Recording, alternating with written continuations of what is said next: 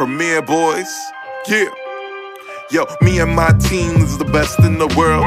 You and your team looking stressed in the world. Said me and my team is the best in the world. Then you and your team looking stressed in the world. Yo, me and my team getting caressed by curves, and you and your team getting arrested by the curb. Me my nigga, oh, he ain't do shit except the robbery, nigga. He gon' do 6. Come through, bitch styled up with new kicks, payday flow ho, and I come with 2 chicks. Cause me and my team is the best in the world. Me and my team is the best in the world. Said me and my team is the best in the world. Best in the world, best in the world. Got a star on the sky, gentleman on the cup. And I know my team burns, we got sand in the cut. Ow. Premiere Boyz.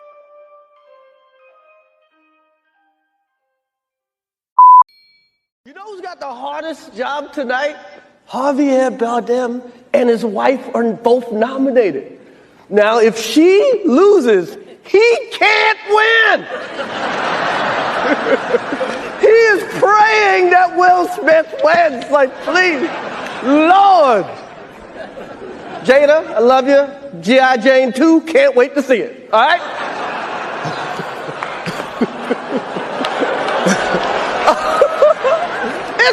That was a nice one. Okay. I'm out here. Richard. Oh, wow. Wow. Will Smith just smacked the shit out of me. Keep my wife's name out your fucking mouth. Wow, dude. Yes. It was a G.I. Jane joke. Keep my wife's name out your fucking mouth! I'm going to, okay? Okay. That was a greatest night in the history of television. Last time I met the gentleman, Lifestyle Podcast.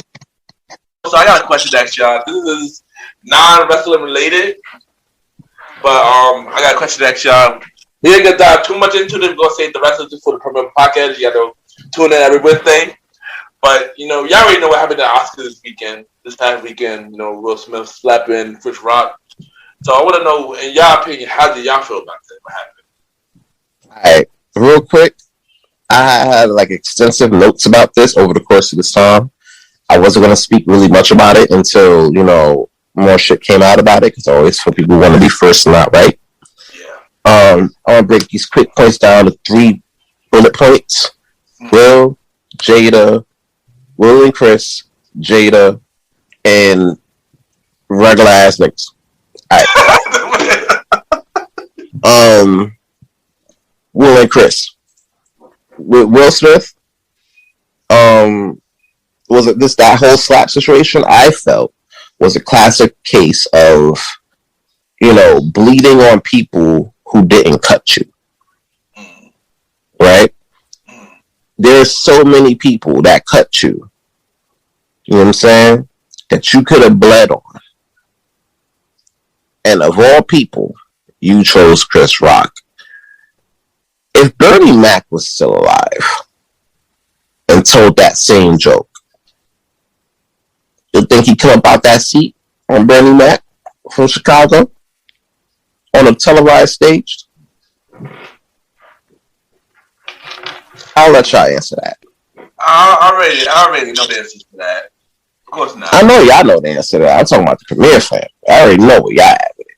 Well, Premiere fan, Mr. Gentleman, But as for Chris, stand up fucking guy. And I say that because this couldn't have been me. You know what I'm saying? I don't care where we at, Oscars, WrestleMania, my block, your block. You smack me, and you a stranger, or I know you. One or two things either will happen. Either you not leaving with your wife, or you definitely giving me that 5. You know what I'm saying? And I'm talking 5 minutes, straight hands. Don't give a shit. You know what I'm saying? But he's a stand-up dude to keep his composure. Yeah. And kept the show going. You know what I'm saying? He could have ended with an August joke. Honestly. Yeah. I would have, but he didn't. And, you know, for that, he's a better man than me. Better man than a lot of dudes. Yeah. Got him the kudos on that. Jada. There's a lot of trifling women I know in my life. I'm not going to dive into details with that. There's a lot of trifling women I've seen in my life. I'm not going to get into details of that because I got a lot of time. Jada's on that list. Oh, that's all I'm going to say? Yeah.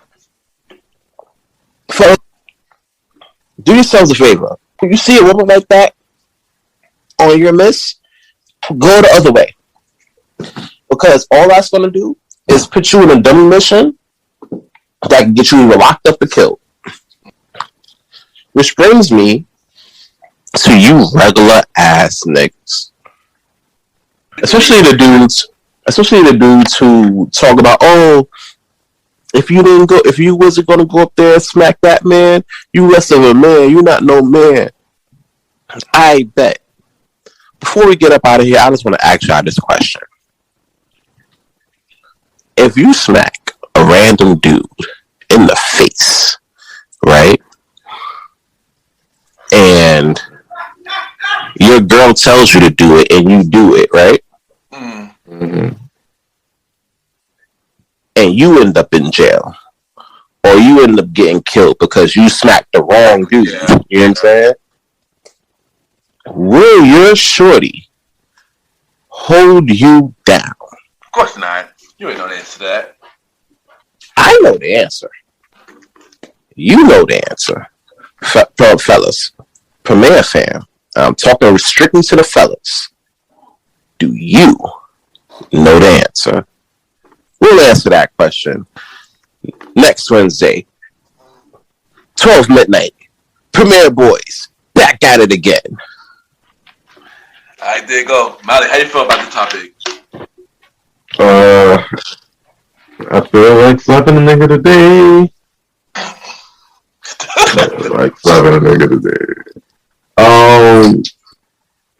There's so much stuff that could be opened up about it, about mental illness, about narcissism, about pacifism, about in what light is violence acceptable and what light is violence not acceptable. When do words become violence?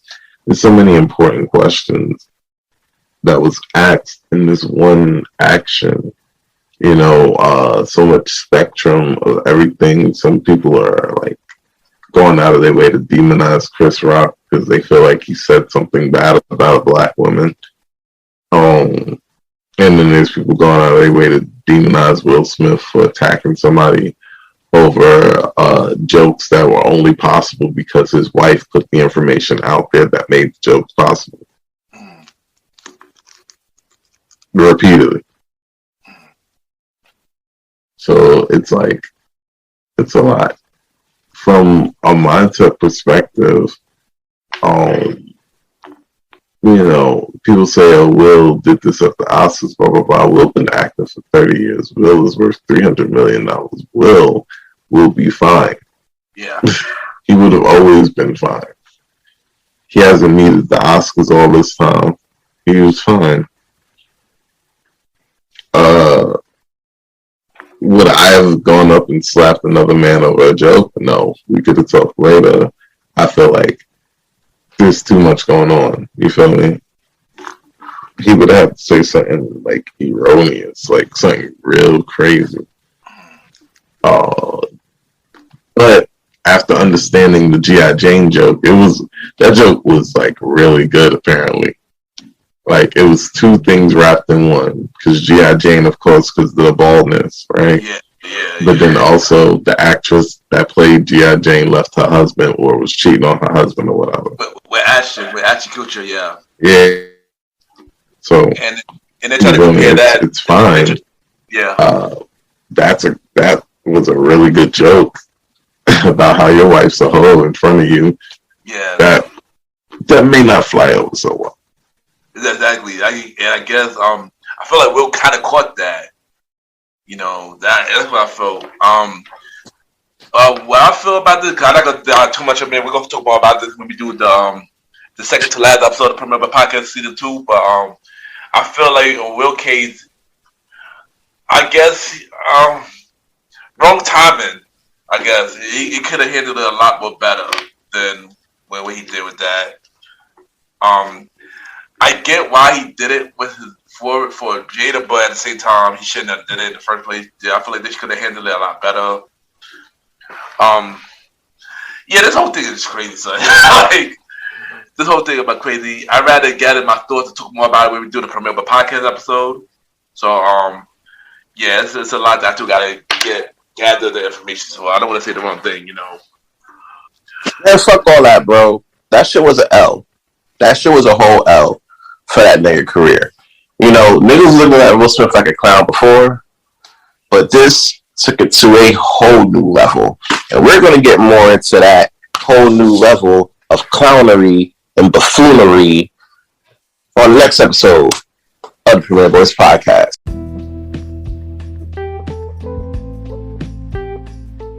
Yes! Welcome back, everybody. Welcome to the Premiere Boyz podcast. This is your boy Ken, aka MrGentleman. This is your man, the star, Roddy Rod. What's good, everybody? I'm not used to doing this third, but long live the chief. They call me Malimal. Long live the chief. And y'all, welcome to the Premiere Boyz podcast. Hope all is well. And as y'all see, it's three of us at the moment because King Talk says is not here, and hopefully he come by later. But but we do got. But before we introduce the special guest, I just want to say thank you everybody that tuned in to part 1 and part 2 of the Grown Man Conversation. It was a fun episode, and I'm glad y'all listened to it. And I keep doing y'all thing, man. Thank y'all. Thank you for the support. Also, thank you to continue to support some good pods. We've been growing, even though we dropped from the number 1 spot. We are still currently number 2 at the moment, hanging on. So y'all get us back to number 1. And yeah. But question, Thank y'all. you guys. Yeah. There you go. Before we introduce our tonight guest, do y'all have anything else to say? Any news thing to say before we start?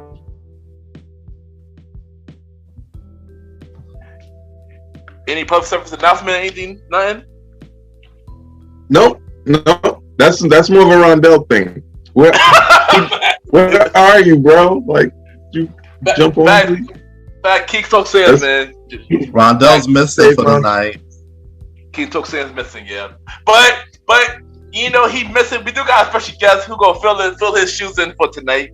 We got the longtime bro. He killing. He got his own business at the moment called Highlight Shades. Dude is killing it right now, doing big things. I'm proud of the boy. He also was a part of the original crew, the Blaze Up. Part of the Blaze Up clique too. BUC. There you go. Dude, he also a low-key rapper. He a comedian. Dude's gonna make you laugh all night, y'all. He gonna make you laugh.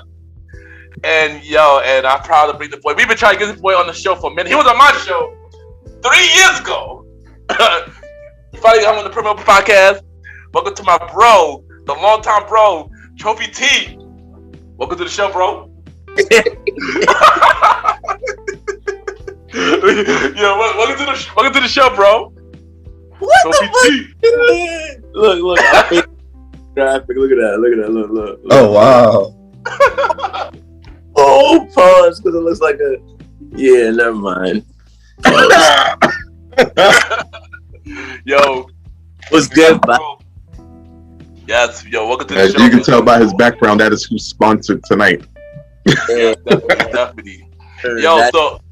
This is the new High Life Stoners Lounge collection. You feel me? I got the shirt on right here. Yes, sir, ski.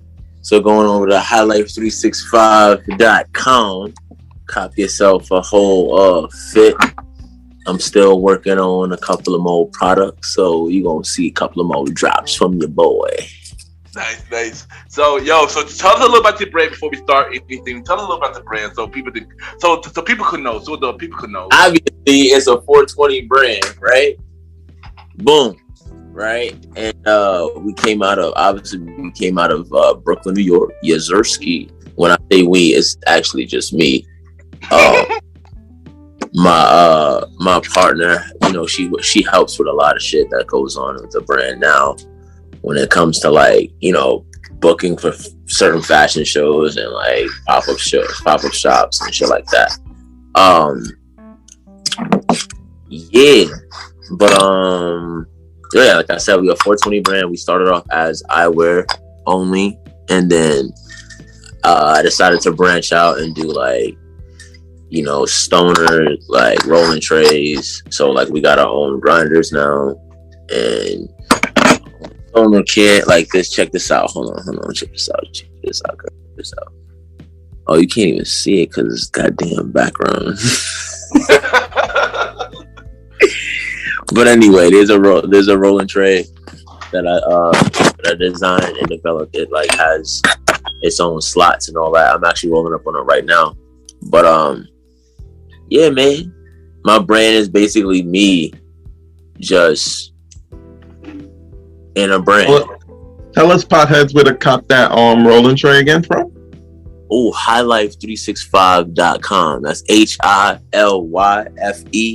365.com. Yeah, yo, get your highlight shades now, man. I have to support the bro. Highlight shades Yes, right here. Yes, sir. You know. But that, like this rolling tray. Hold on, I gotta take this goddamn background off so you can actually see. You know what I'm saying? I just wanted to show y'all that real quick, but hold up.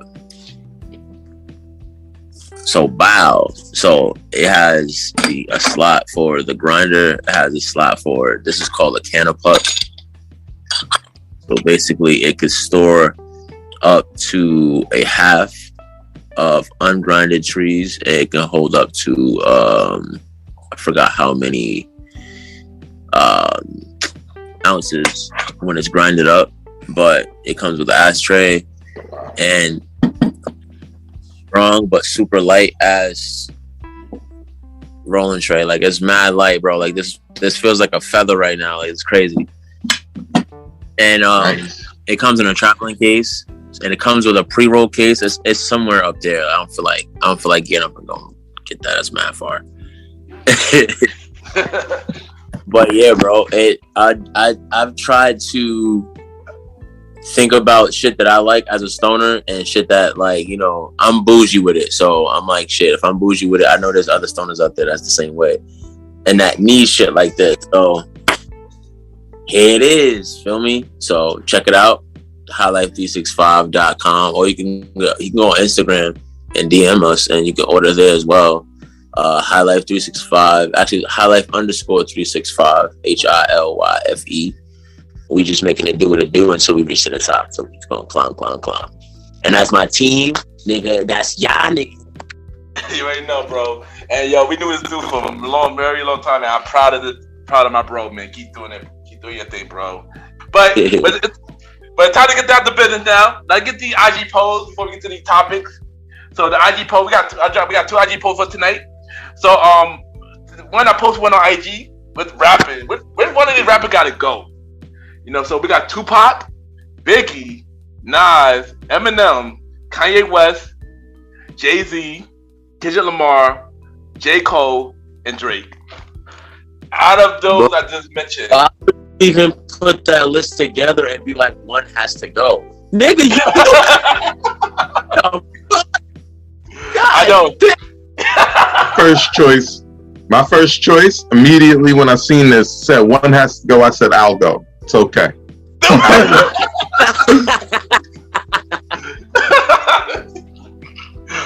know what? Can I go first? It's kind of easy for me. You know who gotta go? The music sexual himself, Drake, gotta go. Drake gotta go. I'm sorry, man. Everybody else, I can't give it to everybody else. Like everybody else is too dope. Drake, I can live without Drake. I'm gonna be honest. Oh, I can live without Drake. Come on, I'm sorry. Drake gotta go, man. Let's be real. Drake gotta go. I gotta call cap to that. But who's going next? who got next? I'm gonna tell you why. You want to go next? I thought Trophy was about to talk. I don't want you to cut the guess. Trophy. You wanna go next? Trophy, go ahead. I think my Wi-Fi sucks. Damn, boy. Hey, listen. First of all, All right, so I got Tupac, Biggie, Nas, Eminem, Kanye West, Jay-Z, Kendrick Lamar, J. Cole, or Drake? Which one of those I just mentioned gotta go? God damn, dog. That's like shit. I don't even. Can I not answer? Fuck. Like out of all of them, I'm gonna have to go with Drake. I'm sorry. Drake, I got it. Okay. I'm gonna just sit over here since I can't. Yo. Oh man. You want me to go next then? You're about to go next. You're about to go next. Go next. Yeah, I don't know. It's like all of them is important to me, and all of them is in my weekly listens. But that's I can't do Drake because he's up there in my weekly playlist. I listen to a lot of Drake during the month, so he gotta stay. Yeah, the only like a Drake nigga. Of course, you already know. Out of that list, the only person that come up like least for me, and no offense to him, is J. Cole. That's the only person that gotta go for me. That would be my second. He said Jermaine. Yes, Jermaine Cole, son. Yes, he said Jermaine Cole, son. Jermaine Cole. Man. I know I'm gonna get a lot of hate. I know I'm gonna get a lot of DMs, but hey. You gonna get a lot of hate, nigga. You gonna get hate. You gonna get a lot of hate. Y'all gonna get a lot of hate. Son. I'm gonna get more hate because. All right. Since obviously the idea of that list is that you can't just cop out. So since I gotta do it. Kendrick Lamar. What? You see how he thinks? Explain. So, my head. Yo, I thought Roddy had exploded. Yo, that was scary. Oh, snap. Dang, y'all bugging right now. So but it's Kendrick Lamar. And the thing is, and it's two reasons, right? Oh, shoot. One of them I've thought this out well. The other one is a little bit hated. I know one of the reasons. I know one of the reasons. But for the first reason, I really want us to think about what we consuming, what we're actually consuming, and who makes the most momentous shifts based on consuming their stuff, right? We have Biggie on that list, Nas, Jay-Z, all those people are cemented in my mind because I consumed them and they brought something to me that I couldn't be brought anywhere else. Cole did that. Even Drake, right? Hearing Drake around the same time, that early 2008, 2009, 10 era, helped me be confident in the artist that I would turn. Kendrick is outstanding, don't get me wrong. But I feel like people have not connected to Kendrick the way they would like to connect to Kendrick because they feel like he's deep. But people can live in a world without Kendrick music. I think people need Kendrick music. I think Kendrick. I don't disagree with the idea of needing it, but people also need to eat their goddamn vegetables. I haven't seen a green in 3 weeks. I say T. I said I think people need him without realizing that they need him. So they just like he gets looked over a lot. You know what I'm saying? Like his talent is there, but I feel like he doesn't make that big of a impact or like that big of a like catchy eye opener type things where people are like, yo, Kendrick is that shit. Like when he first dropped, niggas was like on his dick. You know what I'm saying? But now that really, like you said, people realize that he was more woke than usual or than they thought he was. So it's like, like it's hard to connect with him if you with some woke shit or shit like that. You know what I'm saying? So it all depends on like I guess like what mood you in, and if you're not in that mood, you're really not gonna turn on Kendrick. You know what I'm saying? Right. That's why people even. That's why people even started talking shit about J. Cole. There's a growing contingent of people that's saying J. Cole is overrated, and it's just because he's not making that radio stuff, like that stuff that really gets people to bond. But some of that stuff is going to get you to bond with that music, right? So it's like it's always a hard divide. But get out of here. But I feel like you said K-Dot. You know what? I feel like you said K-Dot, son. For my second reason, the hating reason. Tell the people why, sir. Tell the people why. Anytime. That is very much the reason why. Anytime, exactly. Say the same song. Y'all two came on the same song and Kitchen song got pulled out. I was so tight. Yo, I you don't know this story, right? But homie, I remember it was back at the time when me and Roddy we was traveling around together. We had this manager lady. She saw us do a performance and she approached us. So fast forward everything, I'm doing what the manager lady wants. So she asks me for was that a girl song, a street song, and a club song, right? And we get to the club song. I write this brilliant banger. I find this beat. I forgot the name of the guy who made it. Santana 2K12. It's on YouTube. Find the beat, right? I'm like, wow, this sexy songs I've ever wrote because I'm bad at writing sexy, really cool. Supposed to be the one, right? And I remember I was excited. I went. I told a few people, but one of the first people I told was King Talk Sand. Shout out to King Talk Sand. Where you at, bro? We at King Talk Sand. We at, bro? And I played the song for him. He was like, "Yo, this is fire. It sound like a crazy cover of this Kendrick joint." I'm like, "What you mean cover? It's original." We both used the Janet Jackson sample. I hadn't heard the freaking song. Yeah. I was tight. Needless to say, my song been mediocre. You talking about? What happened? I said that's the hate shit you talking about. Yeah. That's terrible. Alright, Justin. Kendrick Lamar featured Drake. Busy. Drizzy, yeah. The new section. Popular song. Oh man, that was fun, man. Alright, buddy, but you really gonna shut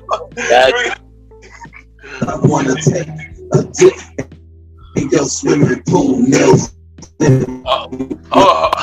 We got to do a show. We were in trouble with the. We can't get a copyright for my song. They gonna get copyright. I think she would come after me, but she can't copyright my song. Yeah. Don't worry, y'all let me get sued. My name is on it. It's in ASCAP and everything. It's cool. Fact. But I got one more IG post, and I didn't make this one up. Just now. So this poll is we got new edition. Jodeci, Jagged Edge, 112, Boyz II Men, and Drew Hill. Which one of them had to go?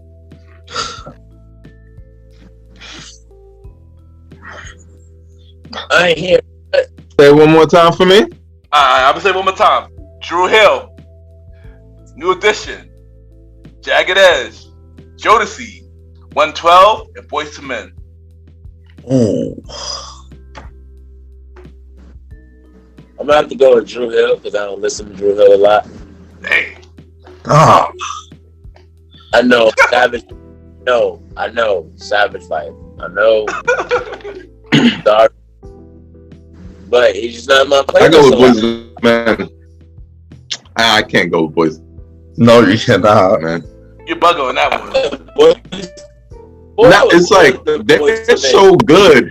They're so good. I can't listen to them all the time. It'd be like that. I mean, they ain't bad, but yeah, Like sonically, they're amazing. They affect my emotions in a way that I don't like that four men can do. It's not okay.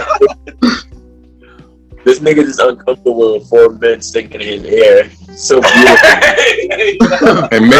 and getting oh man. Stupid. Crying. Fucking my Oh friend, bro. shit. What a yeah. Come on, y'all. Come on. Anybody say boy to men, y'all buggy. Come on, don't got like. It gotta be them. Ken, listen. If you know, y'all know I went through a really bad breakup last year. If I listened to any Boyz II Men, I'd have been outside this girl's house crying. I would have been calling her mama. Like, it's no. That's like saying every time you come on, you skip it, bro.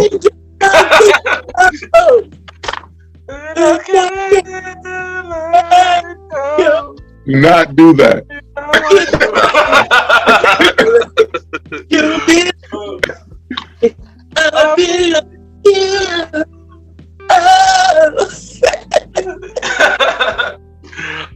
I know for me, this is actually pretty easy.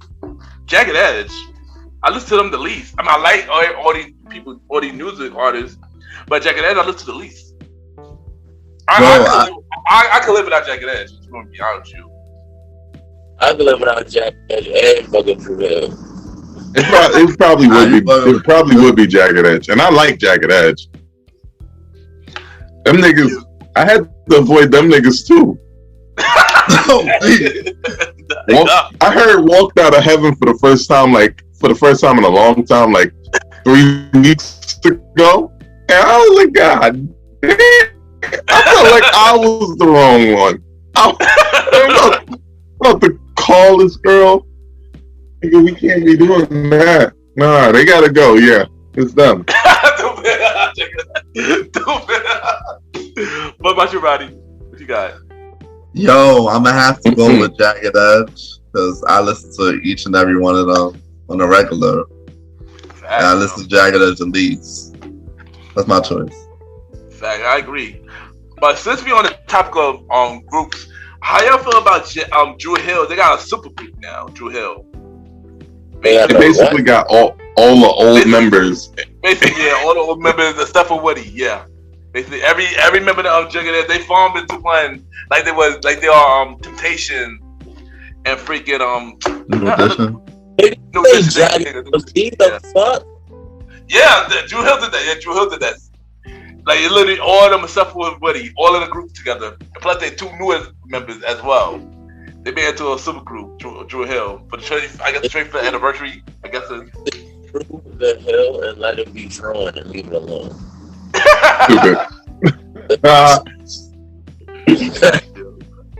Facts, yeah. I mean, I like Drew Hill. I ain't gonna hold you. I love Drew Hill music, but that super group is a bit much. We don't need a super group. Unless they're doing it for bro. You know?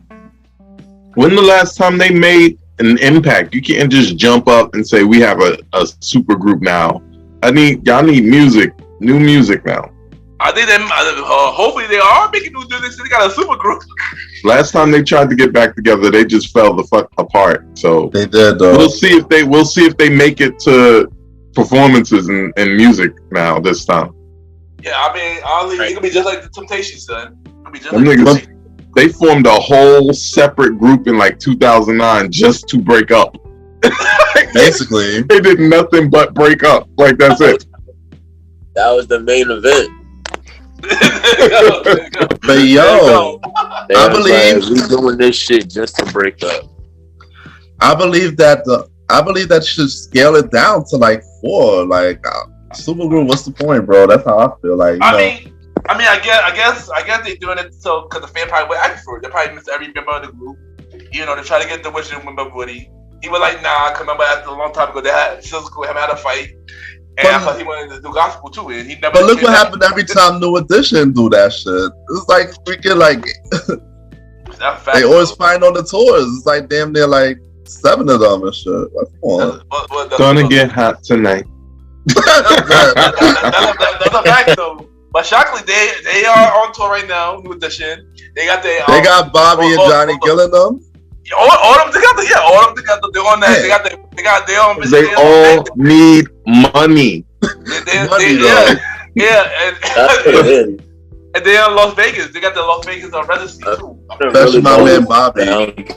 Yeah, all of them, man. Like all of them, man. So yeah, I mean, Drew Hill supergroup. I don't think you need it. It's not. It's not needed, but I mean, I guess if you're a Drew Hill fan, it's cool. I can't see where being in such a big group benefits singers. Like, especially because none of them are like doing like instruments and things like that. It feels like all it serves to do is split your money more ways and cause fights, because that's all these supergroups tend to do. Like, we couldn't even have that's all it is. That's what it is. That's what they're for. Like the drama. That's what sells. The drama is what sells. It's not the fact that, that's a big fact. You know, it's really just the drama. The fact that motherfuckers start fighting. The fact that motherfuckers is trying to leave the group and start their own, or shit like that. Like, people are interested in that for some reason, and that shit sells like a motherfucker. It does. He is right.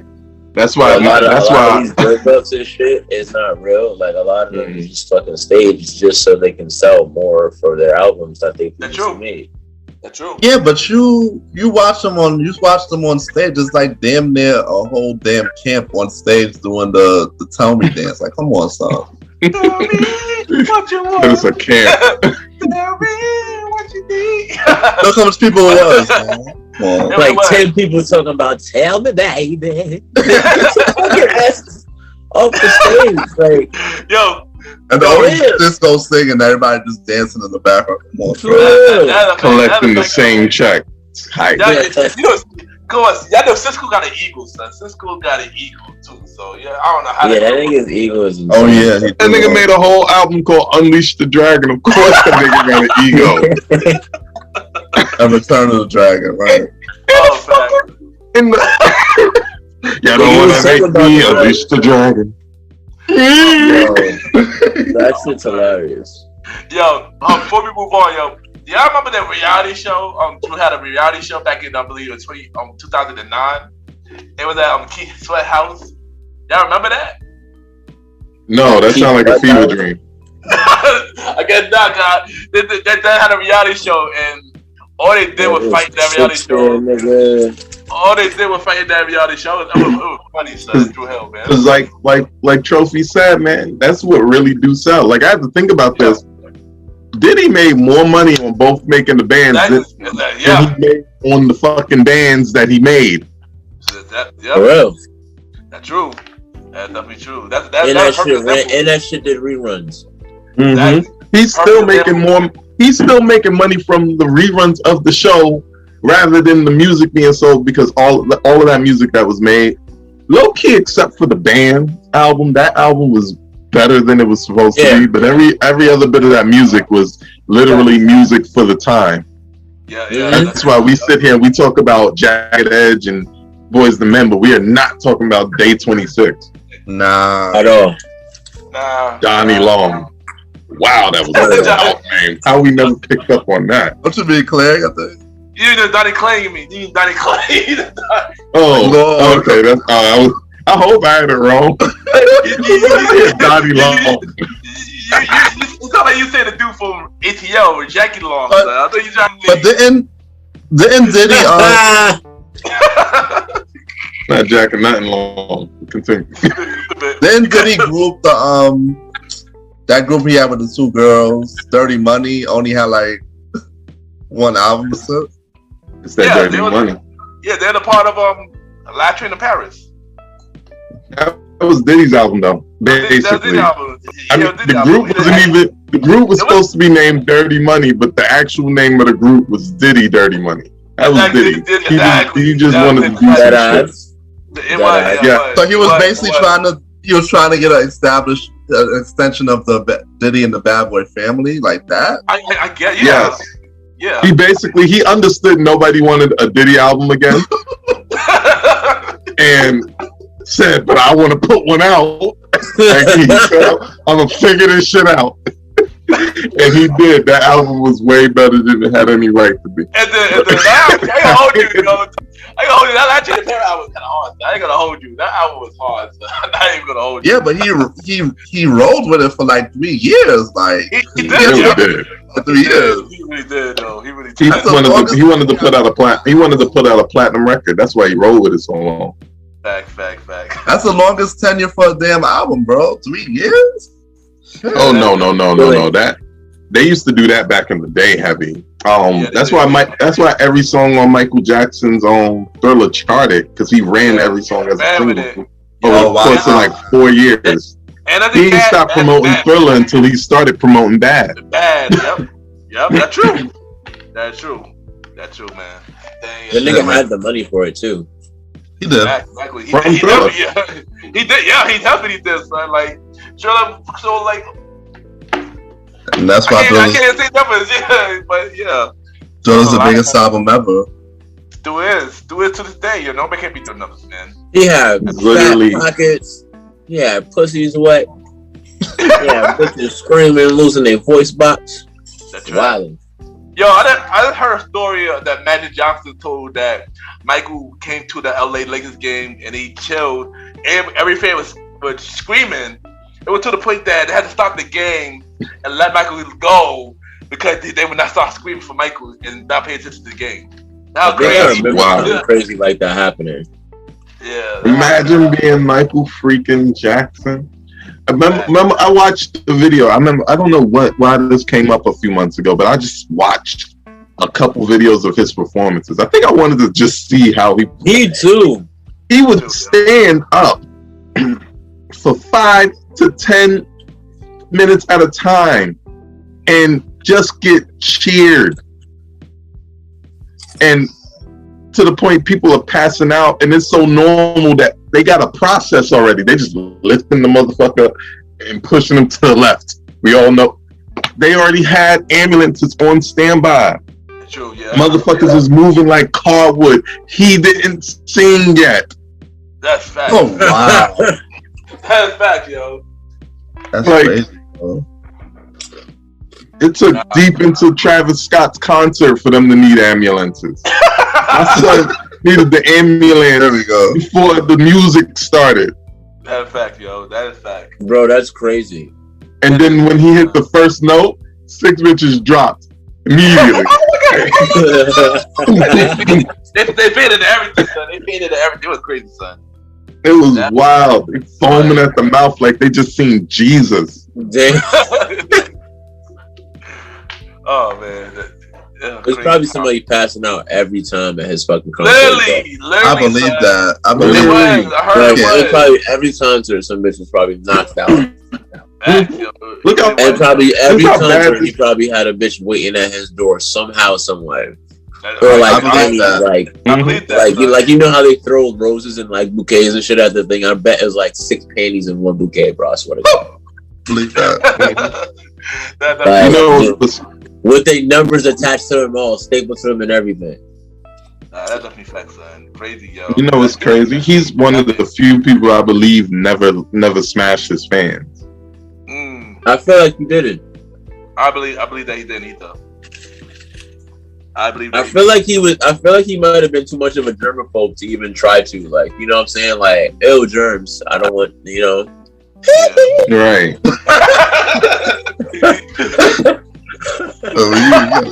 Like, that ass, like, miss me with that bullshit. Like, you know what I'm saying? Like, his scandals came late as fuck. Yeah. That was, Right. You know what I'm saying? Like, he was already, like, retired, like, when his scandals started. Like, bro, come on. Chill the fuck out. I don't know. I'm tripping. I'm lying. Because, like, he was going through shit from, like, the beginning. I'm tripping. Like, he was. And the fact that, you know, those dudes try to lie on him, and then after he died, the dude's gonna tell the truth. Right. You know, Yeah, that's foul. annoying, bro. Yeah, that's It so ain't about foul. the money. Like, They ruined how good the music in Sonic 3 could have been. Oh yeah. Yeah, Sonic 3, yeah. Because for those that don't know, Michael Jackson made the news for Sonic 3.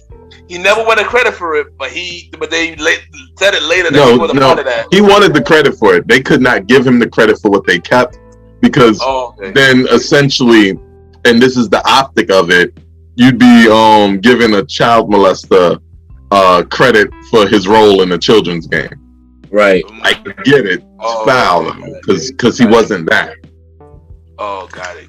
So as soon as that stuff came out, that Sony had the distance and they just kept what they had.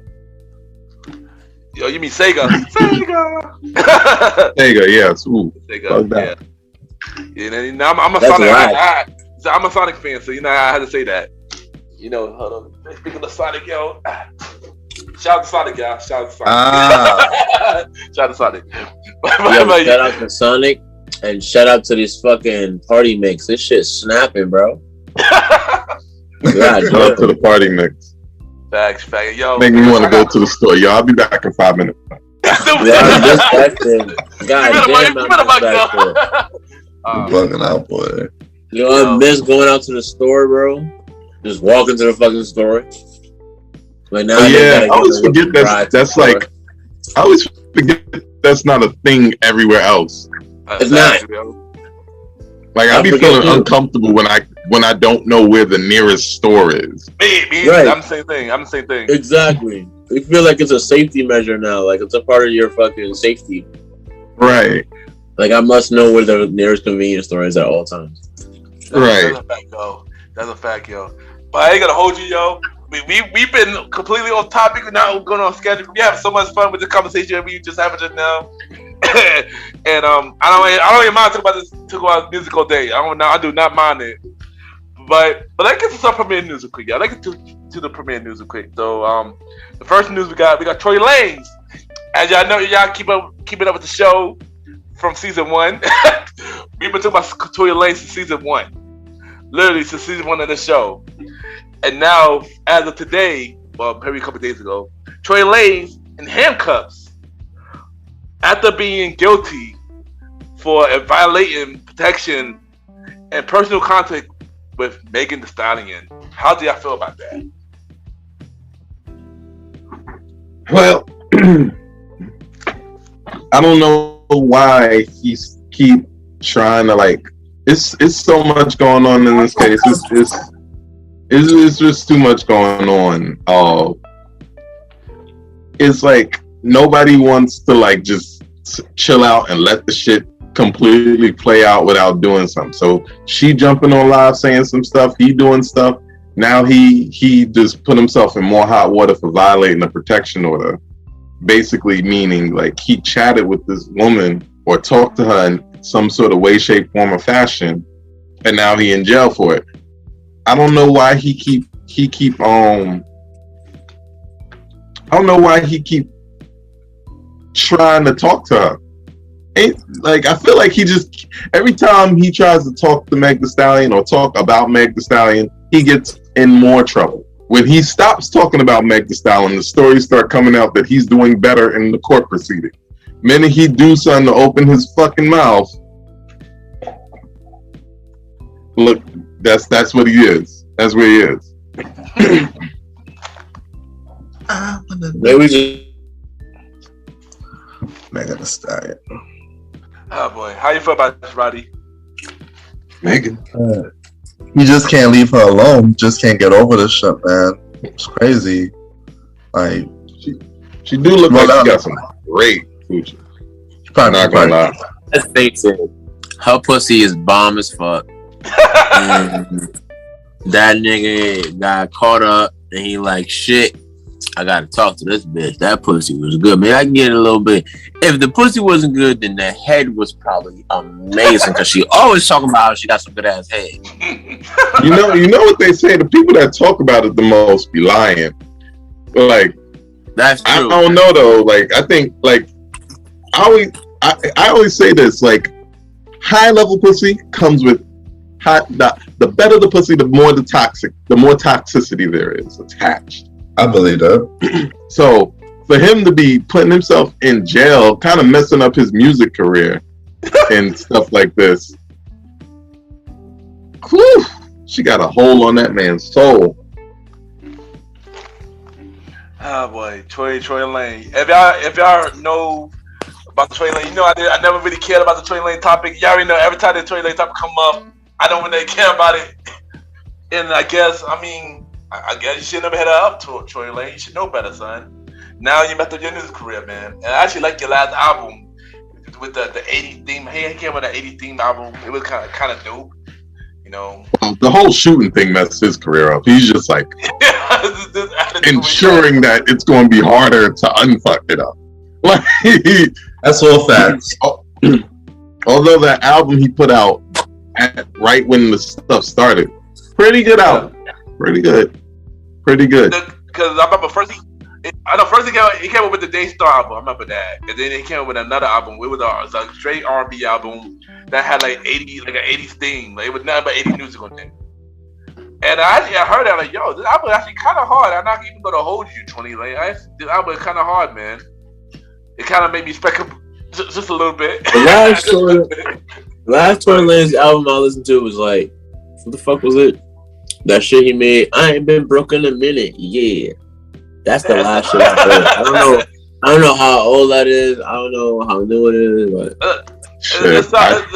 that sounds like it's been a while. So it sounds like it's been a while. I mean, because he probably been broke now, right?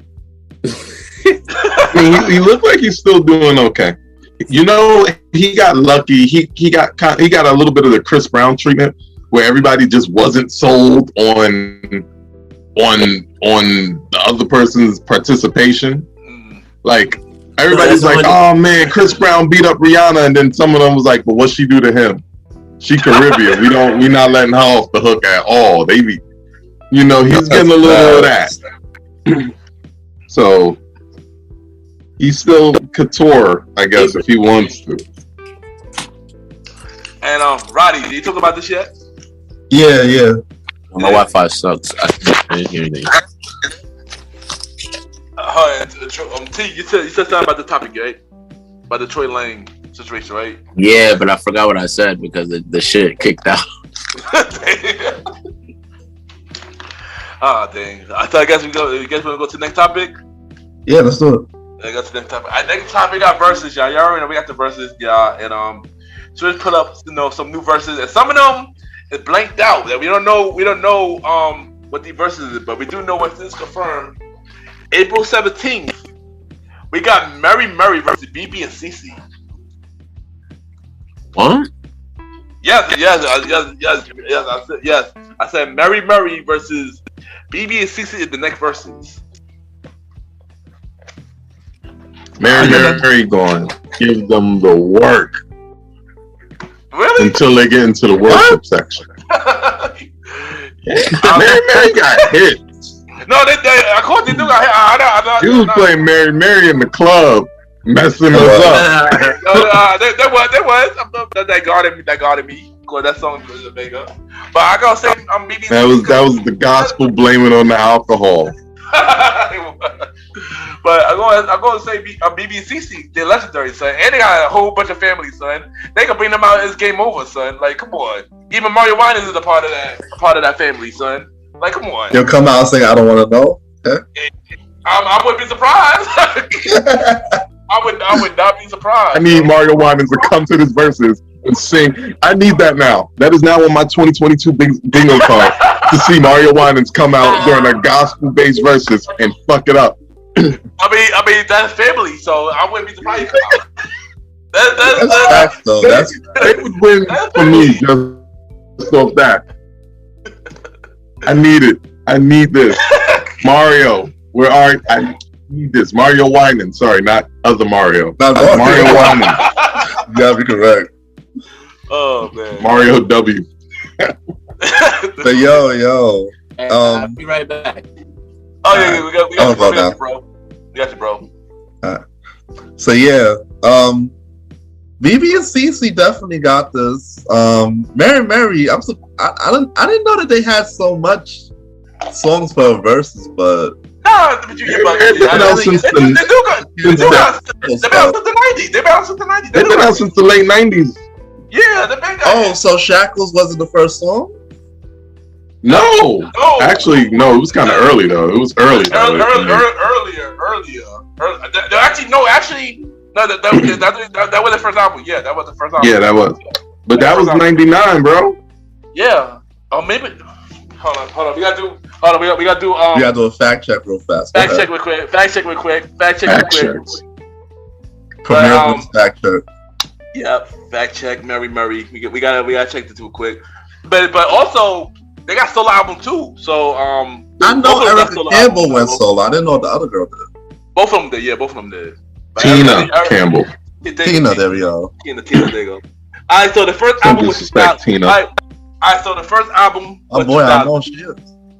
Yeah. So alright, so here I got the information. The first album was 2000 called Thankful. That was the first album. And that's when they had Shackles. Yeah. The shackles on my feet so I can dance. Yeah. Remember no gospel too. Yep. So Shackles. Yeah, that's for that. They got Shackles, God in Me, Heaven, Walking. They got joints, especially in the last 15 years.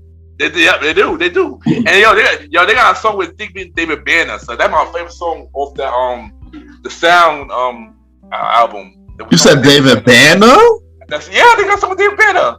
I know they have a song with Dietrich Haddon and Ruben Studdard. I mean, of course, Ruben ain't surprised, but you said DJ Khaled? No, really? Dietrich Haddon. Oh, Dietrich Haddon is yeah. Premier Boyz, no gospel. Premier Boyz, no gospel, y'all. Hashtag Premier Boyz, no gospel. That's the hashtag. We up on the law. But BB and CC though, they've been out since the 80s, the late 80s. That's why I say they're gonna crush it too.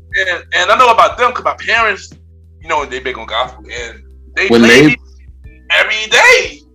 Every Sunday, I wake up in the morning. Like I woke up to BBC, son. Like we had the tape of BBC when I was younger. So yeah, they had a collection of BBC up there, all their videos back, I believe, like in the 90s, and it was like mad at their song. And I remember that. So this is gonna reach a good demographic. A lot of people's gonna really mess with his verses. And on top of that, also Easter Sunday. This is Easter Sunday, so people go listen definitely Easter Sunday. They're gonna gather around, right? Gather around, and this is gonna be a cool verse, stuff like that. Trophy T, are you familiar with BB and CC and Mary? I'm familiar with Mary. I think ain't BB and CC the chicks with the dreads? No, that's Flowetry. That's Flowetry. I'm glad. Now, BBC is a brother-sister duo. They are brother and sister duo. Yeah, gospel duo that was out since the late 80s. They got a big family. They got a big family. So like, they got Wait, they brother and sister? Yeah. BB and CC. Yes, they are brothers. I thought they was husband and wife. Everybody thought that. Nah, they're brothers and sisters. Oh my God. Yeah, brothers. I don't ever want people to think that. I would never want people. Are you sure? I just Googled some pictures of them, and it don't look. I mean, it's not raunchy because R&B, but it don't look. It don't look brother and sister. It look. I know. It look a little crazy. Look, brother and sister duo. Now brother and sisters. Wikipedia right now. BB and CC Winans are American gospel artists, brothers and sisters duo. Yep.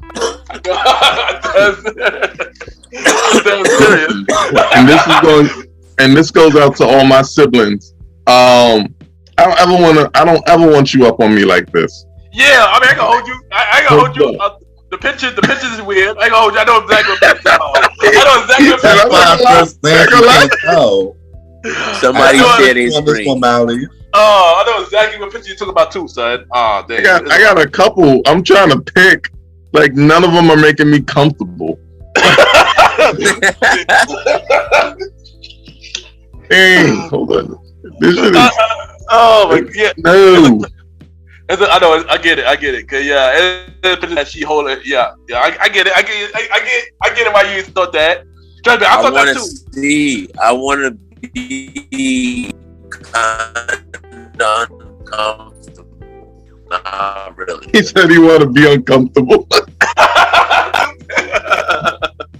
Oh man! Look, as soon as I can load this joint, I got you. Nah, I ain't gonna hold you. It is pictures that. Yeah, I get why Mally thought this, because I look at the pictures now too, and a lot of them look like they are kind of close for brother sister. I ain't not gonna hold you. I get it, and I get it.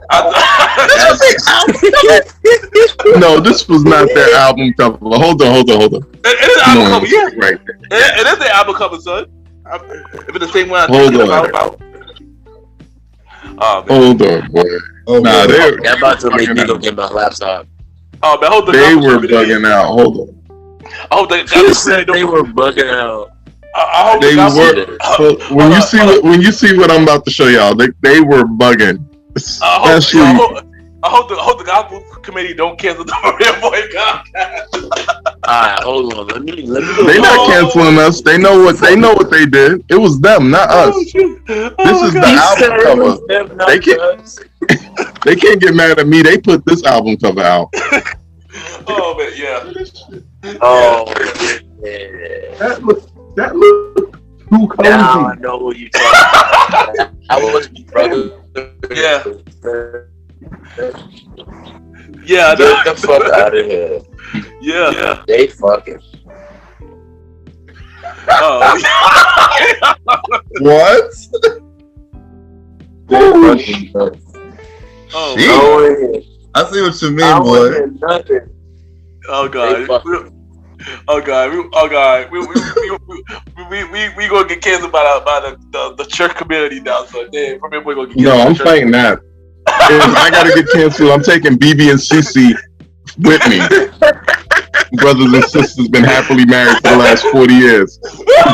they look at these pictures. Oh come on, y'all. Oh god. My sisters, I don't need y'all on me like this ever. I got 3 sisters. Bro. Do not be all up on me like this. Look, hold on. Oh my god. Who is this album even for? Look up the album name, BB and CC Lyman's Addictive Love. That's album right there too. That sounds weird. It does. It really don't. That sounds super weird. I don't even sound gospel. For brothers and sisters. I'll be back. That. Oh man. Oh my lord. Oh man, yo. If I'm going to hell, I'm taking the Premiere fam with me. Y'all can go to hell. Oh no. Also, we got another versus Cypher Hill versus Onyx. I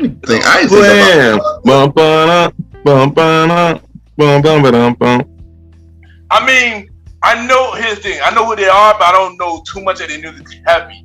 Like I'm not the biggest fan of either group, but I know who they are though. So I can't really speak about this like that. How does this one out? What about you, Molly? Are you a fan of them or familiar with them music? I'm very familiar with them.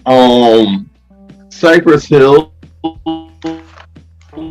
probably got that one. As far as time of their popularity, they were popular deep into the 2000s. Yeah. They could bring out D12. They had a real cracking joint with D12. Oh yeah. B-Real always got some joints for people. So Cypress Hill is probably going to steamroll, but we will get slammed. Oh yeah.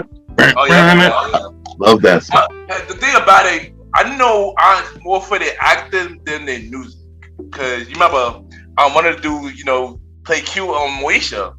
He's on Moesha, and in the other roles as well. And then the other dude, Sticky Fingers, he was on many shows as well too. So I don't know more for the. I didn't know. I know Sticky Fingers on. Yeah. He was on this Eminem track that was really good. But on the Marshall Mathers LP. But I know the Odyssey crew more for their acting than their music though. I didn't know their music too much, except for the Slam song you just mentioned. I didn't know too much of their music like that. And anytime I catch an Onyx, I have to teach it Slam, even though that's a terrible move in Pokemon. Yeah, but as for Cypher's Hill, I don't know too much of their music either, but I know who they are. It's that dynamic for me, you know. It's shocking for me. I am trying to think of the most popular Cypress Hill song, and I feel like if I say it, you'll know it. Thing is, I don't remember it.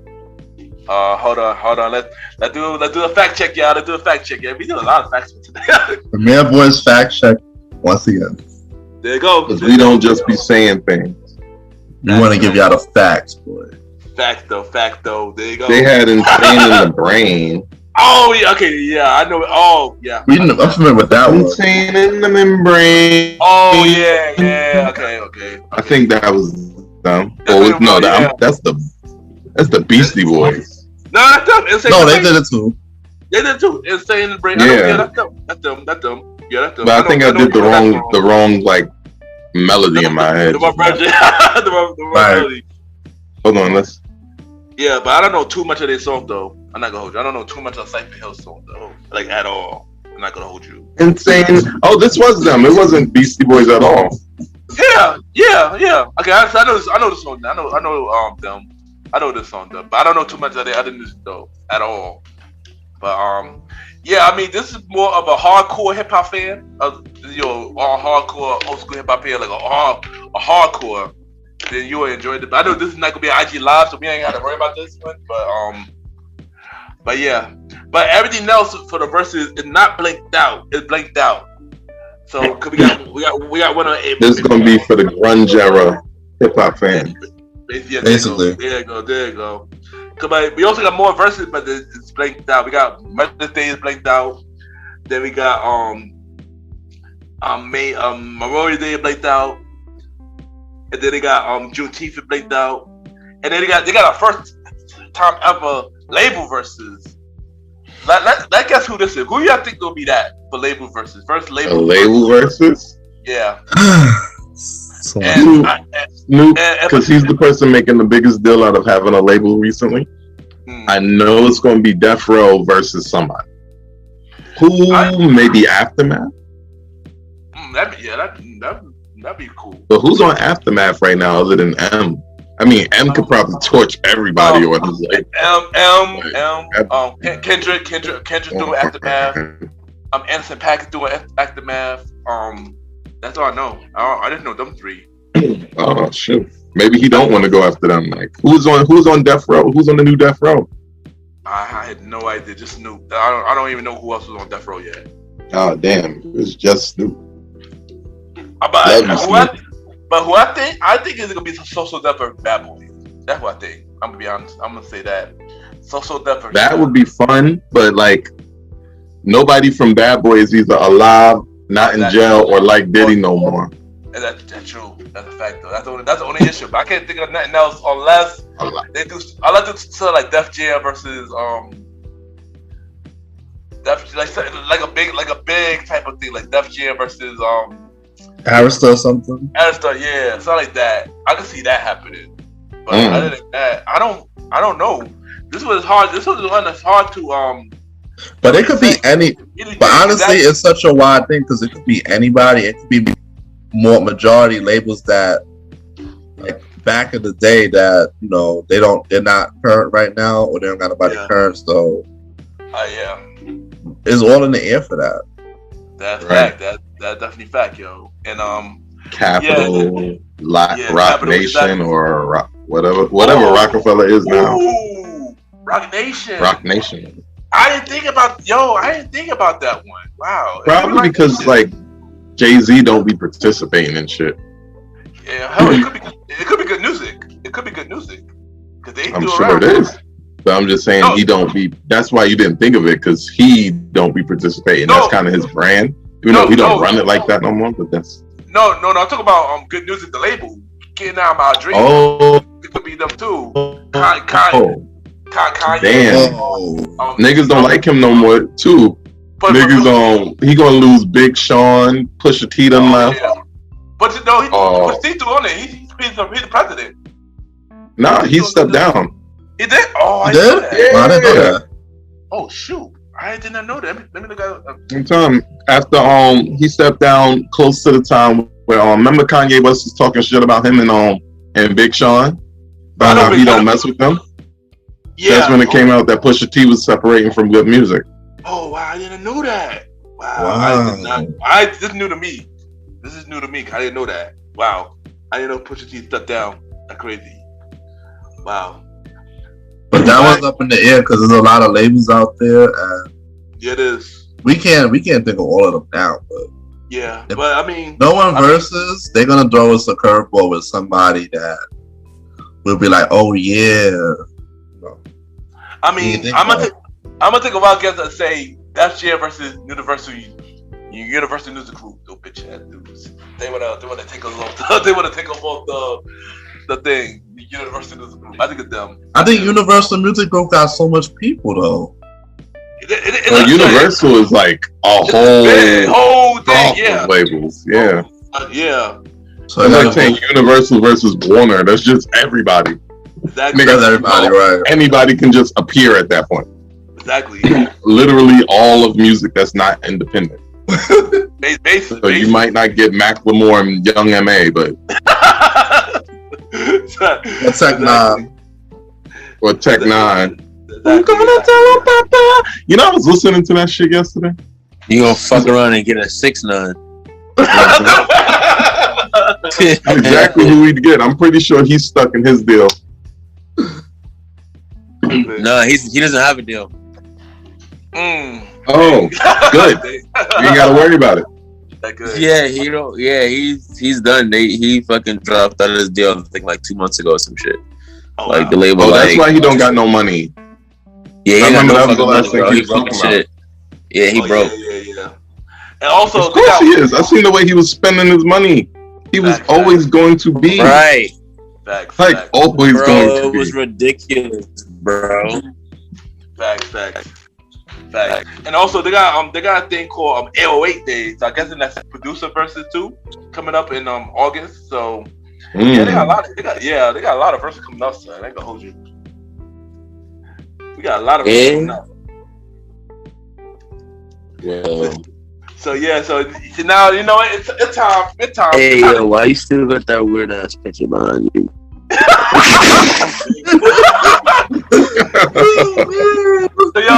So it's time we about to do the main event topic, and you already know, it's time to do that. Before we move on, change that fucking picture.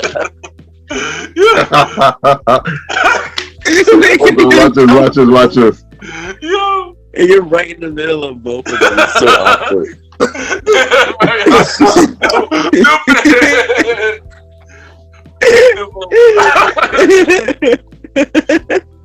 Stupid. But we might like sometimes it looks like you're in front of the photo. Sometimes hold on. I can get far back. It's so uncomfortable.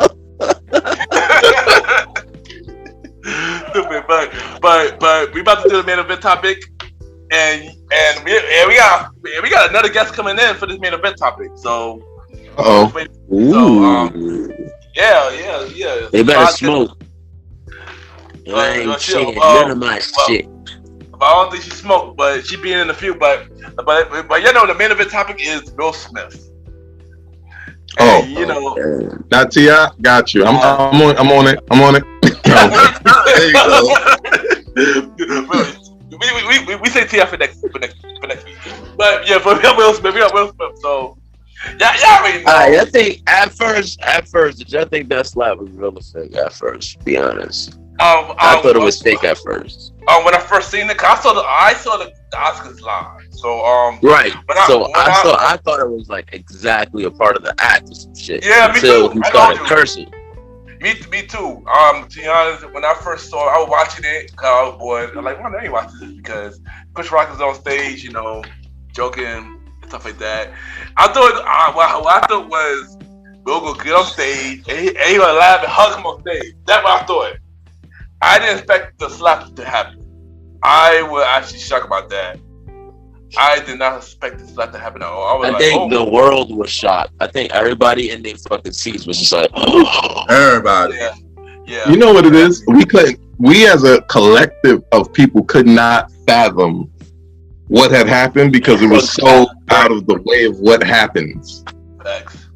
Like, so everybody had a similar response because we just couldn't, like, it was outside of a possibility we thought was possible.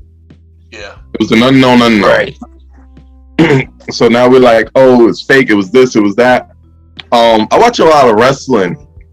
I was listening to Jim Cornette talk, and he talked about the slap because so many people said it was fake that they wanted him to analyze it because he's wrestling. You know, he knows how to work a crowd and make them believe a fight is real, right?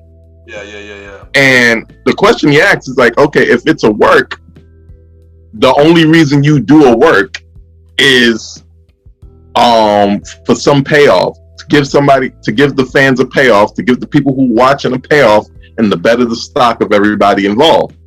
Where was the payoff? Who wins? Who gets more of anything from this? Because right now, in terms of public light, Chris Rock and Will Smith are like kind of in the same place, where they're both a step down from being the nice guys that they generally are looked at as. Right, because they're both seen as wrong in the situation. Right. Yeah, Jada Pinkett is even further down than she was, and she was gaining some. She's seen as a puppet master in a way. Right. So the Oscars look, I don't know if it brought more eyes or more attention to the idea of an Oscars. But the point of the matter is, who wins from it being fake, right? Where does the money come in from that? Because what are we hoping that this is going to translate to next year? You know, people going to tune in hoping a nigga gets slapped again. Like, so I believe it's going to happen. In reality, that is. Hold up. Public service announcement. Miss Mademoiselle Magna is in the building. Magna, welcome to the show. Hey. Welcome back on the show. She is back on the show, y'all. Just in time for the main event topic. Well, where the fuck she at? We can see her. I don't know if you can. Oh, you only get to see 4 people. Swipe left. Swipe over a little bit. You'll see her. You see me? Yeah, I see. Hey, what's good, baby? Guys.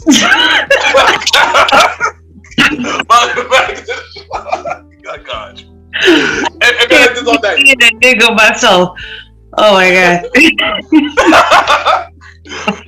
Oh boy. So as since you joined in, we are talking about the Will Smith situation. You know, I believe Malimal was talking about it. Right. So just to recap the last few things that I did say. So when the slap thing happened, the biggest thing that happened, one of the things that happened was a lot of people were like turning to wrestlers because they believed it was fake. And what I was telling them is that we instantly believed it was fake because we couldn't fathom something like that happening. It just didn't seem like the place for it, right? And Jim Cornette, one of my favorite people who analyzes wrestling, he says, okay, well, if it was fake, they call that, that's the terminology. If you work a crowd, there got to be a point to it. Somebody somewhere, there has to be a payoff that makes somebody or somewhere look better or push a story for it. So the question you need to ask yourself about this is, you think it's fake? Like, who wins? What gets pushed forward? What do we look? Who wins? Right? Chris Rock nor Will Smith win. because they both kind of look worse than they did even 1 second before that slap. That's they both very look true. like worse human beings. Jada Pinkett She was looks like an even. Will was laughing. Jada got mad. She looks like the total, mind puppet control over Will. Will got out of hand. Will smacked the shit out of fucking the villain, so to say, in his storybook. I don't know if he slapped the shit out of him. That was a in the words of Chris Rock. Fair enough. You know what I'm saying? To me, that's the reason why Chris Rock shitted on himself a little bit. Because right. But also, I feel like the posture of the slap, the way it was that slap was thrown, it was like, was that real? Is that really how you slap? That's not how you really would slap somebody. You know what I'm saying? Yeah, you smack somebody across the face. Yeah, you smack somebody across the face, not down. You know what I'm saying? It's weird. The whole posture and shit was weird. It was weird. You know what's funny? Hold on. I don't mean to cut you, but you know what's funny about what you just said? I said the same thing, but then I realized Will Smith has smacked people before. So we just had to go look at the last person he slapped, bro. And that's what I was about to get. Yeah. The paparazzi dude. He was like this. Right, and he also smacked a dude. Yeah. He also smacked a dude from fucking Captain America as well. He slapped him at a party. Yeah, niggas don't know about that. I did not know about that one. The dude that plays fucking War Machine showed up to one of Will's parties, and I guess they wanted him to present the cake, whatever, and they saw each other from across the room. They did an awkward, hey, what's up? He went in for a hug. Will went in for a high five, I guess, or whatever the case may be. And it ended up, the end scenario was Will smacked the shit out of him. I don't know how that happened. I feel like the story was, adjusted to where it was made Will look like the good guy a little bit, but you know what I'm saying? Because to me, there's no way I can get a hug confused with a high five and get slapped in the process. You know what I'm saying? We talking about Don Cheadle. Don Cheadle, yeah, Don Cheadle. Yeah, I've heard of that. Me either. It's my first time. Go look. I just saw that interview. Hold on. Come here, boys. 3 days ago. Come over fact check. Yeah, please do a fact check. Hey, first of all, don't be fact checking me like I'm lying.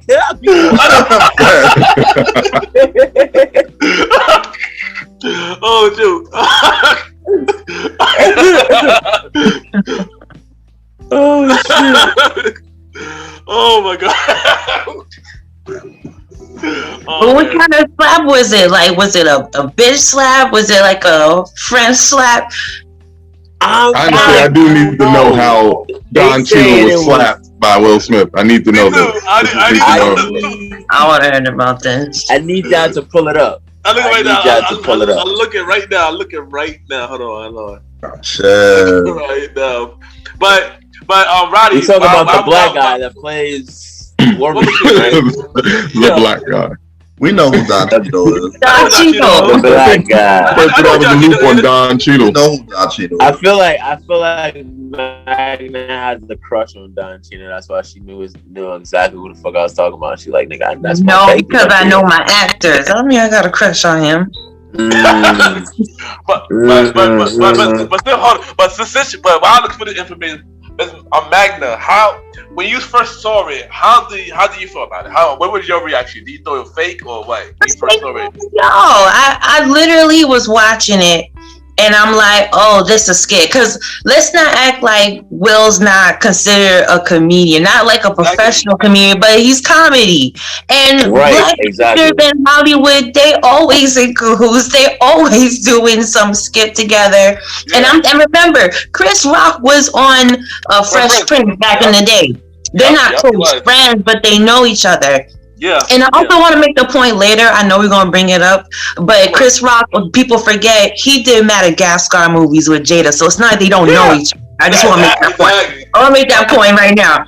But I'm thinking they're friends. That's a fucking point. Right. But we're gonna get to that. We're gonna get to jail. But I know that they at least know each other. I don't know how close they are, but I'm thinking let's make this funny moment at the Oscars. But at the same time, I was like, even if that was a skit, did y'all have to go and bring I'm sorry, but violence to the Oscars? Black folk bringing violence, that's not cliche. So it was really awkward.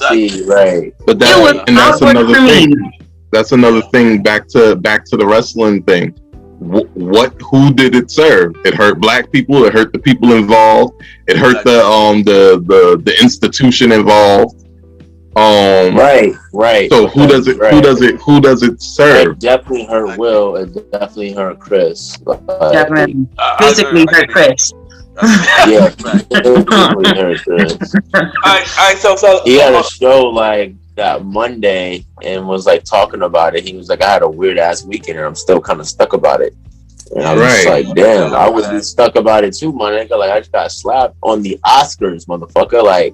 Not on some rinky-dink show the Oscars where people who don't normally watch TV are watching TV. You know what I'm saying? That's fact. I got slapped in front of multiple millions of people. Not even thousands, not millions, multiple millions. I need y'all to fucking embarrassing as fuck. I need y'all to speak on this as men. No offense, but I need you to think of this as a man. How getting slapped in front of your cousin will get you in a more prideful feeling. You got slapped in front of I don't know what number the Oscars did, but it does at least 5 million or if not more people every cast, right? And then watch by literally. And then you couldn't do anything. Your hands are tied. I know his soul is split. You can't fight back. Because even if not fighting back is the smarter thing, there's always that prideful, that lion in you that's nah, bro, I'm not gonna. But that's why he slapped him. If you look back at the slap, right, when he slapped him, Chris Rock wanted to react, he wanted to throw out freaking right. He did, bro. You wanted to see it. You see it, but he held himself back. I'm a professional, and this is not the place for this shit. He's been to the Oscars. He know how it goes. He hosted when he want to come back. He want to host again. I mean, that is his second time hosting. Shout out to Chris Rock holding it together, bro. That's true. Shout out to Chris Rock. Yeah, facts. But I'll tell you like this. In the parking lot. Shout out to Chris Rock for holding his own, but I don't know if y'all have ever seen the Boondocks, and this is one episode where it's Sarah, Tom's wife, wants Usher or whatever. Oh yeah. And Usher just comes and just talk. This day anniversary, he just talks to the wife, and the waiter's like this. I am the waiter. Wouldn't have been me though. I would have set us back 60 years as a people, since everybody still can't believe, since two black people can't be mad at each other without setting the people back. I would have set us the fuck back. I would have fucked him up. Tony Rock would have set us back. He would have smacked him right back. Shoot. Tony Rock. I would have loved to see that.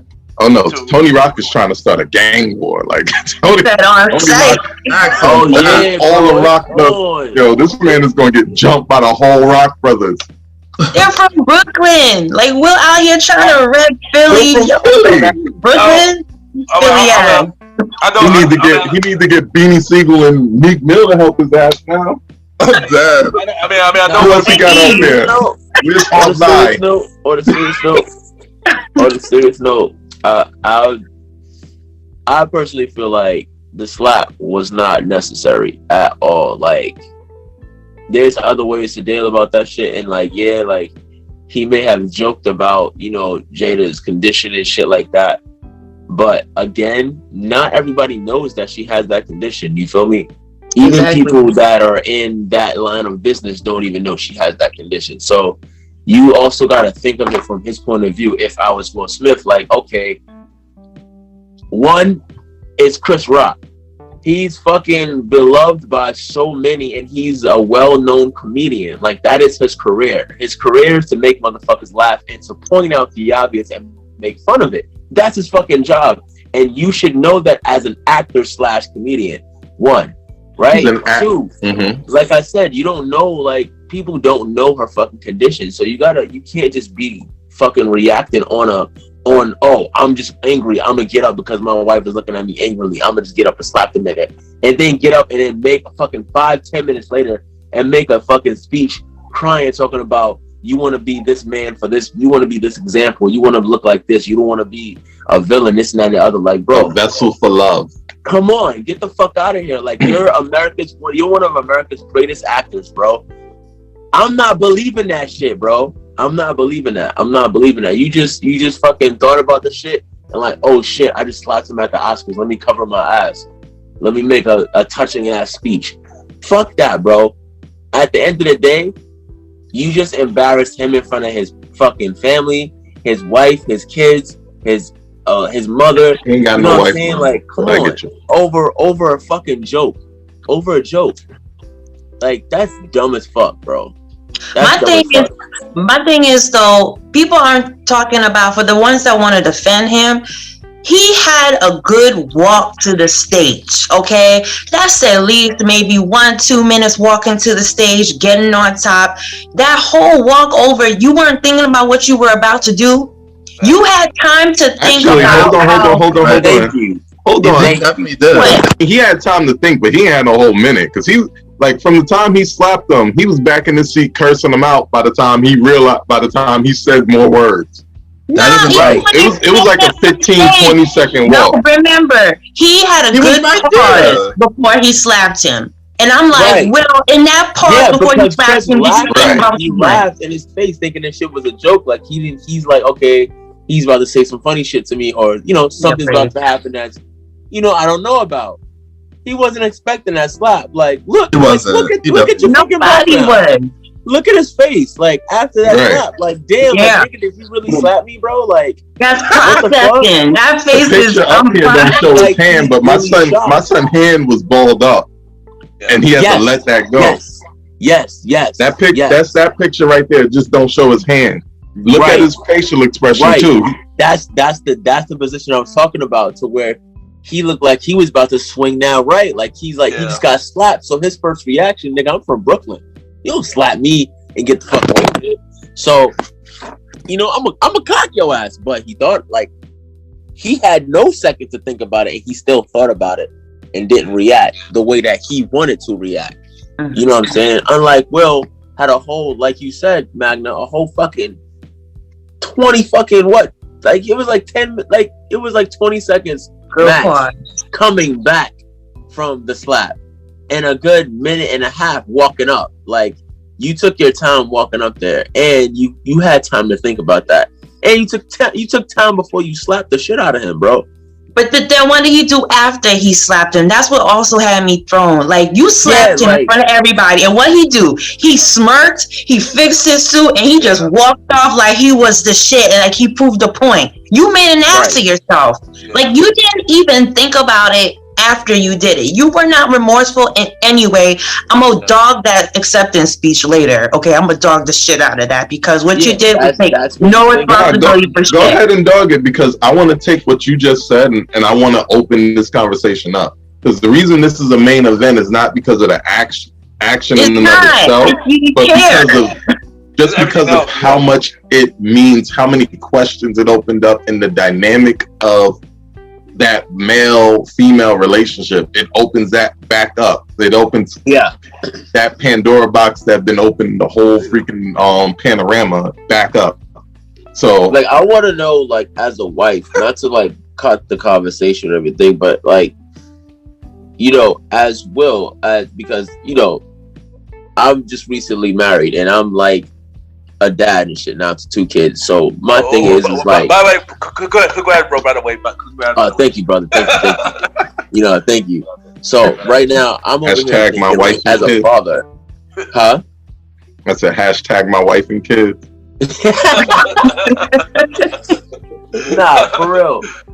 But like as a father, I'm like thinking about like it like this. Like, okay, I just did that for the national, for the however, like you said, however many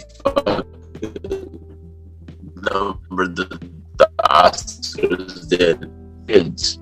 You know what I'm saying? My kids are watching, and I'm supposed to be a prime example to my son, right?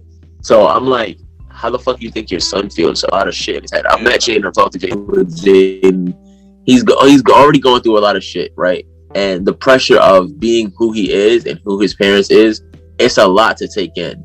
It's a lot as a kid being born into it and having to learn how to grow up and have fame and also be a normal kid and try to be a normal kid on top of that. That's all he's trying to do right now is be a normal fucking kid and grow up. You know what I'm saying? So with that being said, that's why he moved to New York and moved back. Now he's back with his parents or wherever he's at right now.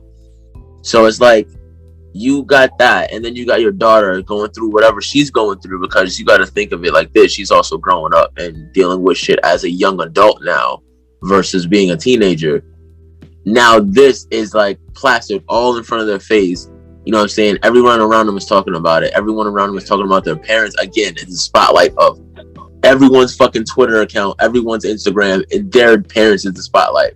So including this show. Right. So including this show. So it's like your parents just went from just got over fucking the whole, you know, what the fuck, what she call it? The goddamn the shit with August. Entanglement. The whole entitlement shit. It goes from that. Just getting over that to like going back to normal, kind of going back to normal, to now you putting them back in the spotlight and putting them back into like the bullshit of having this going on. Then on top of that, it's like, okay, now how you sit there as a wife and think of it like, okay, this is okay. I'm gonna let him get away with this. And now, like, how has it been? Like 2 weeks, and now you just like talk about it 2 weeks later. That's whack to me. That's just my opinion. That's all I got to say. Again, they're gonna talk about on Red Table Talk. We're gonna see more memes of Will crying. He's gonna be like this. Like, we don't need a hero. We don't need an explanation. We saw everything. We understand everything. I get it. You don't like being the butt of jokes, but did you really think you handled your business when you bitch slapped this man in front of his kids, in front of the world? People who don't even speak English are talking about this shit. That's not gangster, bro. I mean, I don't think it's gangster, but Will Smith is not gangster. Like, he's not. And that's why this is so important. That's why this topic, but not want to be at the same time. It's weird, but he want to be somebody who feel like he stand up for himself, and that's the biggest thing. He don't feel like he doesn't feel like he stands up for himself. He doesn't want to be that scared little boy that watched his dad beat on his mom. Right. You know what I'm saying? He doesn't want to be that boy that feels defenseless. But like, shining back on about what Magna just said, like, with all that going on, with all the memes and shit like that, it also brings the question is like, well, shit, is this all a publicity stunt to like put attention back onto you for like certain things because you just came out of making certain movies and shit like that? So now all of this, with all this negative attention, that's not going to stop people from going to see these movies now. And those people who haven't seen the movies that he won the Oscars for. Well, they pushing back a lot of it. Hold on. We gonna get to that. We gonna get to all that. You know, that I did not know. Yeah. I was gonna get to that, but I'm gonna say something quick. How I feel about it, I had many mixed feelings about it at first. I had many mixed feelings about it, but now Will definitely was wrong. It should have never been there in the first place. He should have handled it a lot more better and stuff like that. He should have never went up there and smacked Chris Rock. He kind of did make a fool of himself now, definitely. You know, he should have handled it a lot better. You know, and now, but me and Mario spoke about this earlier. Either way, if he did smack Chris Rock, he would have looked wrong either way. Yeah, that's the other thing about it. The position he was in, he was damned if he did, damned if he didn't. Exactly. How you think so? How? Oh, how you gonna let that man sit up there and talk crazy about your wife just now? Oh, Exactly, right. exactly. Yeah. People And you would know, have and here's the biggest forgotten. part. People would Here's have the biggest forgotten part. that corny joke. No. Corny joke has been going down. Magna, listen to me. Who's the person that matters the most to a married man? Whose opinion, whose words matter the most? His wife. Another man. His wife. No, that's not true because they don't listen The to a damn married thing. man on this podcast just told us that. No, but He's look, married and answered the He's question. a newly married Wait, man. You hold know? on, Magna, check it out. Does that make that white point, marriage? to prove that point, if you go back to the footage and check it out, as he was saying the joke, at the end of the joke, Will Smith was actually laughing. He was actually hysterically laughing. Yeah. And he was looked sitting over there and already. She was already pissed off because like he was like, Jada, oh G.I. Jane, can't wait for it, blah, blah, blah, blah. And like she was automatically pissed off. Yeah. And like he was laughing and like she looked at him. And that footage is not floating around a lot. You know what I'm saying? It's kept under wraps a lot. But like she was actually really pissed from the very beginning. He was laughing. And soon as he looked over, everything changed. So there is like what it means to like a married man. So right there is like, okay, fuck everything else. Yeah, this is funny, but like now she's pissed. What he could have done from there could have varied. It could have been a various of things he could have done from there to handle that. He could have waited to the end and handled it backstage. Exactly. I'm not That's not an invitation to go onto the stage and slap somebody. So people can talk about Jada. So with that being said, but listen to what I'm saying though. Listen to what I'm saying though. Had he not acted, she would have been the person to tell him you didn't do da for me. I can guarantee either way. If he would have waited how did you let him do this? If he would have waited till backstage, he would have still been acted. Like that argument. If she would have brought that argument to the table, it would have been invalid because at the end of the day, he did wait. He did do something. He just waited and did it and held it as a man and did it the proper way versus going up there embarrassing himself and now ending his career, fucking his career over. All because of no, he'll be fine. He'll be fine. He's a fine. But it does put that black mark on him that he's been trying to avoid. That he's been doing a really good job of avoiding for the last 30+ years, 35 years, honestly. But now that it's caught up to him, who knows what kind of damage it's gonna do to him? Who knows what everybody dredging up things like now they're going through a fine-tooth comb to see every bad thing that the Fresh Prince has ever done.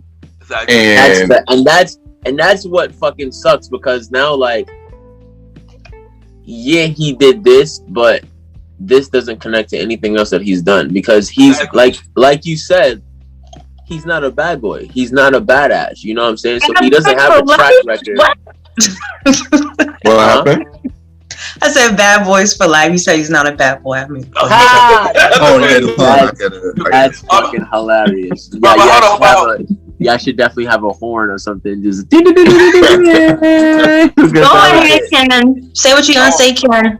All right. First, let Roddy say something because I didn't say nothing yet. Roddy, say what you gotta say, Roddy, because I didn't say nothing yet. Oh yeah, I was gonna say, he was kind of wrong for going up there and slapping him at the moment. Chris Rock, he's hosting the Oscars. He enjoyed hosting the Oscars. He want to presenting. He was hosting. There we go. But he, if he would have reacted, it would have been a bigger thing than anything, and they both would have been, rolling on the stage, and it would have turned out a lot different. And I believe what you're saying about Mally about he had to react because Jada, what she was going to do next because she did side eye him and he went up there and smacked him. So it would have been it was like a lose for him because either way, it would have been a precaution if he didn't, react, and would have just let the joke went over and continued on. Like what would have been the next course of action? Yeah, Right. it would have been either if he go up there, he pretty much slap Chris Rock and embarrass himself. If he don't go up there, he have an issue with his wife, and no matter what, he's gonna be an issue with his wife if he don't do nothing. So, and I think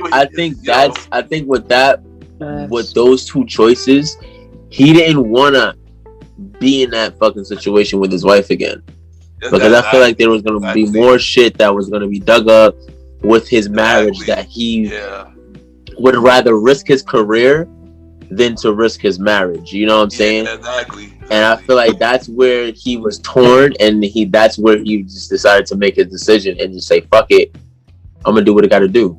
Yeah. Because that's what it seems like to me. Y'all gotta understand this.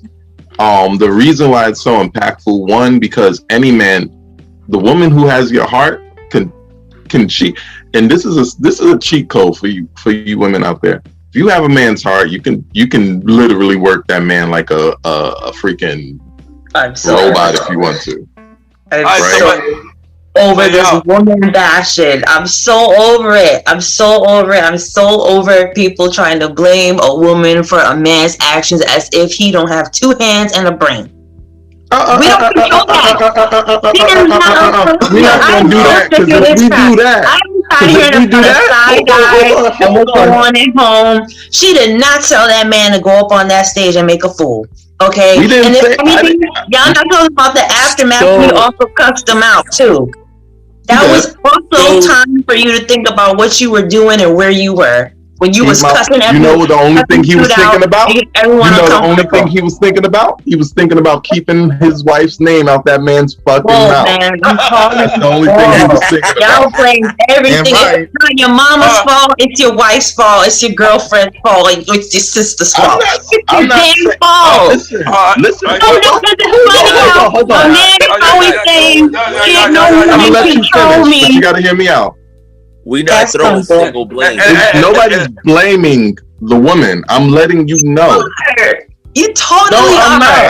No, I'm not. Y'all are like Jada. Jada is not the queen. First of all, Jada's scary as fuck. First of all, there's a side of her that is just, I know, I can see it in her fucking eyes, bro. That there's a side of her that when she gets upset, it's fucking hell to pay, right? That's one. But think about it, Magna. Think about it like this, right? Think about it like this. Okay, you're right. She don't have control over his actions. That's absolutely correct. You had your man out for dinner, right? Y'all talking, y'all out for dinner, right? And some obnoxious ass motherfucker come over here, shouting across the room, talking about, oh, your wife bald headed, oh, talking about you, right? You know what I'm saying, Jada? How would you feel in her seat? You know what I'm saying? If he just did nothing, if your man just walked off, y'all just pissed. By the time you get home, you would rip that man's head off and had it on a fucking platter, pluck his ears off, put it in the microwave, suck his brain out, and do some shit with it. That's like the trope of an angry black woman. That is like basically what you calling her angry black woman. No. That's exactly what happened, though. That's exactly what happened, though. Because at the end of the day, he was poking fun at her illness without realizing that's not his fault. Assumptions, like y'all are flies on the wall of their house. I'm tired of people thinking what happened. That's exactly No, bro. First of all, okay, so any assumption is made based on their interactions already. So let's talk about their interactions, because I need you to understand what I'm saying. We're not saying that Will doesn't take responsibility for Will's action. Yeah, no matter what, because if Will was in control like he needed to be in control, he's not slapping that person right then and there. Even if he feel like the person says some wild stuff. Will Smith being Will Smith, the type of Will Smith that he generally is, he's talking to him. He's not even going to be hyper aggressive with it. Now, here's a bunch of assumptions we don't know. We don't know how many times they've talked about not talking about Jada, right? Because we do know we do know that in 2016 when he hosted the Oscars when black people was boycotting them, all right? He definitely Chrisette Michelle us, and we just let him rock. I don't know why we did that.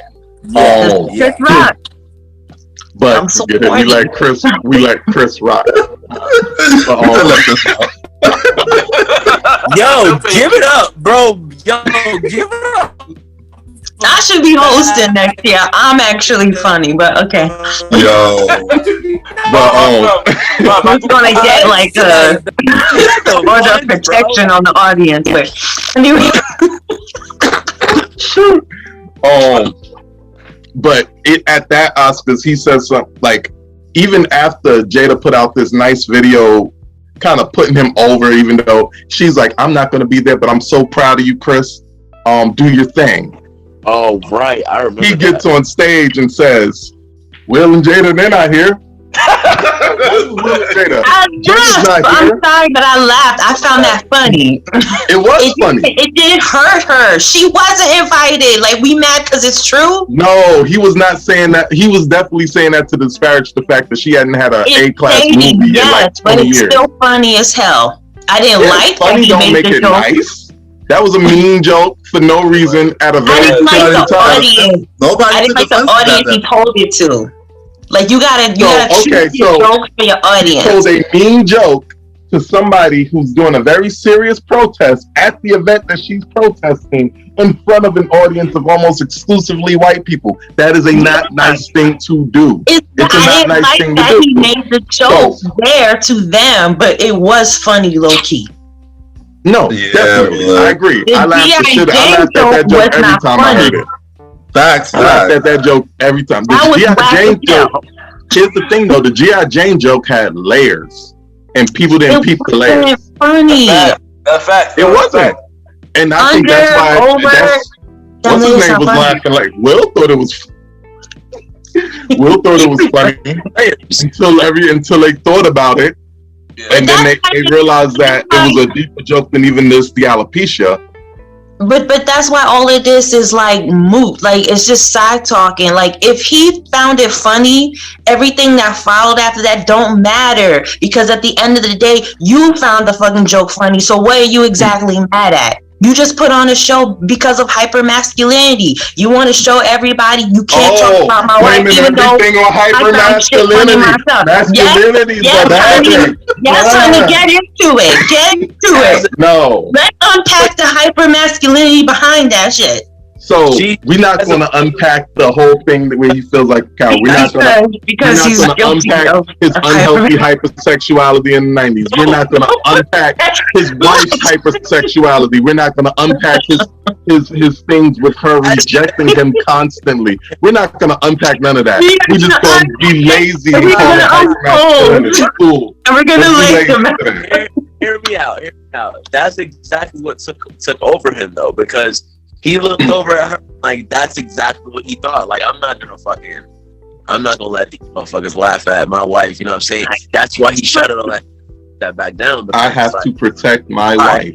Now I'm fucking masculinity, because now he's looking around like, oh shit, it really is a bad joke, and now everyone is laughing. You know what I'm saying? And now my wife feels attacked, basically. You know what I'm saying? Fuck. I need to do something. And he kind of did think on his toes, but at the same time, like you said, he had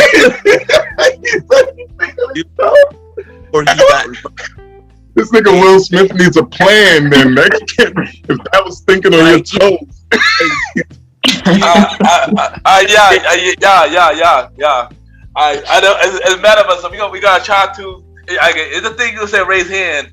When y'all want to talk, put the raise hand options up so people could talk. If you see a raise hand thing, So I got a question now. So I got the next question. You see that? Let's go to more. Let's go to more and see raise hand. Actually, where's my okay? Do y'all see? Because I don't see raised hand. I don't know. I'm gonna raise my hand in real life. There you go. All right, but I got a question. I gotta go to my next question. Y'all. Come on, y'all chill. Good thing y'all started the topic anyway. Do y'all feel that Will was wrong for defending Jada? And also, if y'all was in that same situation, what would y'all do? All right, since my hand is already raised, I think Yeah, go trophy team. Yes. Johnson. Oh, put the hand down. Put the hand down. Put the hand down. How you put your hand down? Good going again. Good going again. Yeah. That's dumb. Anyway, I know. So I started. We got to do the Saturday. Nah, you straight. I'm not mad at him for defending. Oh, hell no, not at all. You feel me? I'm upset at the way he defended her. Could have been done. We all know. We all saying it right now. It could have been done completely different. Completely fucking. You know what I'm saying? It doesn't matter how he thought she was going to react, you know what I'm saying? Because we do that as men a lot. We do that, oh, I think she's going to react a certain way, so I'm going to not do this action, or I'm going to do it this certain way, you know what I'm saying? It don't matter, because you handled it, you know what I'm saying? You handled it like a man. You didn't have to handle it like that, bro. You didn't have to slap him. You didn't, even if you felt like you was stuck in between, oh, whether it's my wife or my career, like, nah, fuck all that. A rock and a hard place. Literally, you could have handled it completely different. You could have pulled them backstage. You could have, even if you fucking walked up there and then thought about it and walked and was decided to be like, okay, I'm gonna hug it out with him real quick. And as I'm hugging it out, yo, I'll talk to you backstage real quick. I will in his ear or something like that. Like, anything, you know what I'm saying? Anything could have changed the scenario or that, and it could have been a better outcome than what we have right now. You know what I'm saying? And that's just off. Alright, there you go. Who wanna go next? Magna. I want to hear Magna. That's what I want to hear. Magna. Me too. Let him Magna. Y'all aren't ready for this. Okay. There's just too many damn layers to this. It is. Him defending her. Here's the thing, though. I want to make the point that for the people who want to say Chris Rock was wrong, I'm not mad at Chris Rock for anything. Only the fact that he thought that joke was funny. It just plain wasn't funny. Okay, but he literally got smacked for just doing his job. Will Smith has told some jokes in his day. People have also pulled up clips of when he was on Arsenio, and he also made a joke about a bald man who also had alopecia, ironically. Okay? I remember that. Right, and Chris was really just doing his job. The dude was reading from a teleprompter. Okay? So here's the thing, like when you're sitting in the front, because I had peeped earlier before that happened, I had peeped how Will was sitting in the front row because he was basically like the man of the night. They expected him to win. You're in the front row, you are going to, they're going to make jokes about you. You're going to get roasted. You're going to get roasted, okay? But you should have made the joke about Will instead of Jada. It's just better etiquette. You can't be talking about somebody right next to them. But remember the joke he made right before he brought up Jada? He was talking about Penelope Cruz and Javier Bardem about how, when he goes home, if he wins, then he's going to have to hear it from her. That was a decent joke about a married couple, okay? But then for some reason, you single Jada out, and here's also the thing, too. Like, people talking about how the joke was mean and this and that, but people are forgetting the fact that there wasn't an actual G.I. Jane movie. Demi Moore played G.I. Jane. She shaved her head, so was she supposed to feel bad about her shaved head when she played G.I. Jane? Like, and that's another thing too. He said G.I. Jane, not G.I. Joe. Like, you literally make it sound like he just called your wife a man. He said G.I. Jane. No. That's speculation, my love. That's speculation. What are you talking about speculation? No, what are you talking about? He didn't aim to make her feel like a man. He aimed to make her feel like a bald woman who cheated. Okay, that's the two things he did in that little joke. Is what Jada did. Woman, but not a man. You're making a joke about G.I. being Jane was a movie bald-headed. about a bald woman who the actual character, that bald woman, cheated. He did a double layered joke. He did like when Jay-Z fucking does an entendre. Or when Drake had this one song where he completely tore apart Diddy without ever saying Diddy's name. 0 to 100. Yep. 0 to 100. Right? Yep. 0 to 100. I didn't even know that one. I was thinking about 4 p.m. in Calabasas. Nah, it was 0 to 100. I definitely remember that. Yeah. Because he also did Joe Budden in that one, but all of it without. That song flew so far under the radar that the only person that got mad at that song was fucking Joe Budden. But it took the only person. So with that one joke, Chris Rock did that, and the only person that got upset was Jada. Yeah. Will didn't get upset. Jada got upset. He peeped, and then he understood. Yeah, cause the meme more cheated on you cheated on with Ashton Kutcher. Right. And Jada cheated on Will with August or She separated. did not cheat though. Separated. My bad. Separated. My bad. Will Smith also entangled. Entanglement. Nobody want to talk about that. My bad. It was mutual. My bad. It was mutual. She was out here wilding, and he was letting it happen. Mentally, she knows that everyone in the world knows or thinks that she cheated. So with the pun of the joke being that Jane is the chick that shaved her head, went to the military or whatever the case may be, and cheated, that she got upset. Knows that's what he means about the joke with the joke. That's what he's aiming at. So she understood the joke and she got tight at the joke. And one, like you said, like he's reading from her teleprompter, so we don't even know if he's the one that wrote the joke. You know? Wait. I got the answer for that. I got the answer for that. Hold on, Ken got the answer. People don't write for Chris Rock though. I assume he wrote that. I heard that Cavity wrote that joke. I heard that Jada joke was him. Yeah, that's exactly what happened. Yeah, Jada like joke was. That's exactly what happened because he has to write what he write, so they approve it. Yeah. What he said was one of those little off the cuff zinger lines. Okay. But I got more at it. I heard Will heard about the joke. Will told Chris to stop, don't do the joke. But Chris did it anyway. I think that's probably another reason why he probably went up there too. I didn't hear that, but that's a great reason. I heard that from some article. Yeah. Who heard the joke? I can't. I didn't hear who you said. Yo, Cam, you said that? He said that told Chris Rock not to say the joke. Yo, I'm mixing it. Who told Chris Rock? He said Will Smith heard the joke. Oh, Will Smith heard it. Okay, got it. Before the Oscars. Oh, so then that's where his reaction came from. I get it a little bit better. I get a little bit. Yeah, that's still that part. I heard that, but I also heard that was speculation.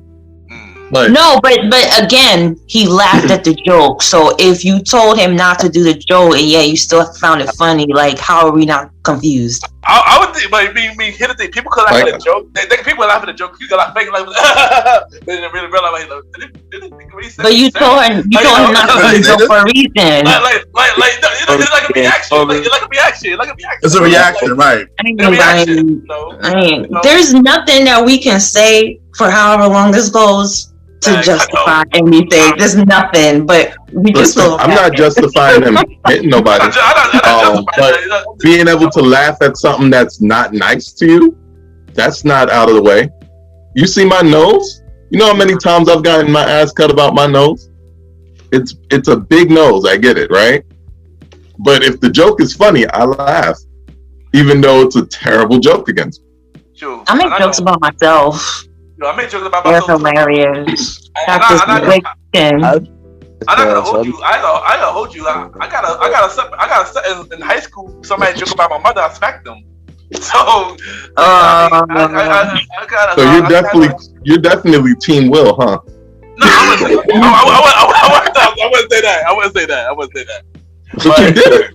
That was younger me did it. But you also didn't do it in public, I'm sure. You didn't do it on TV. I did it at school. I mean, does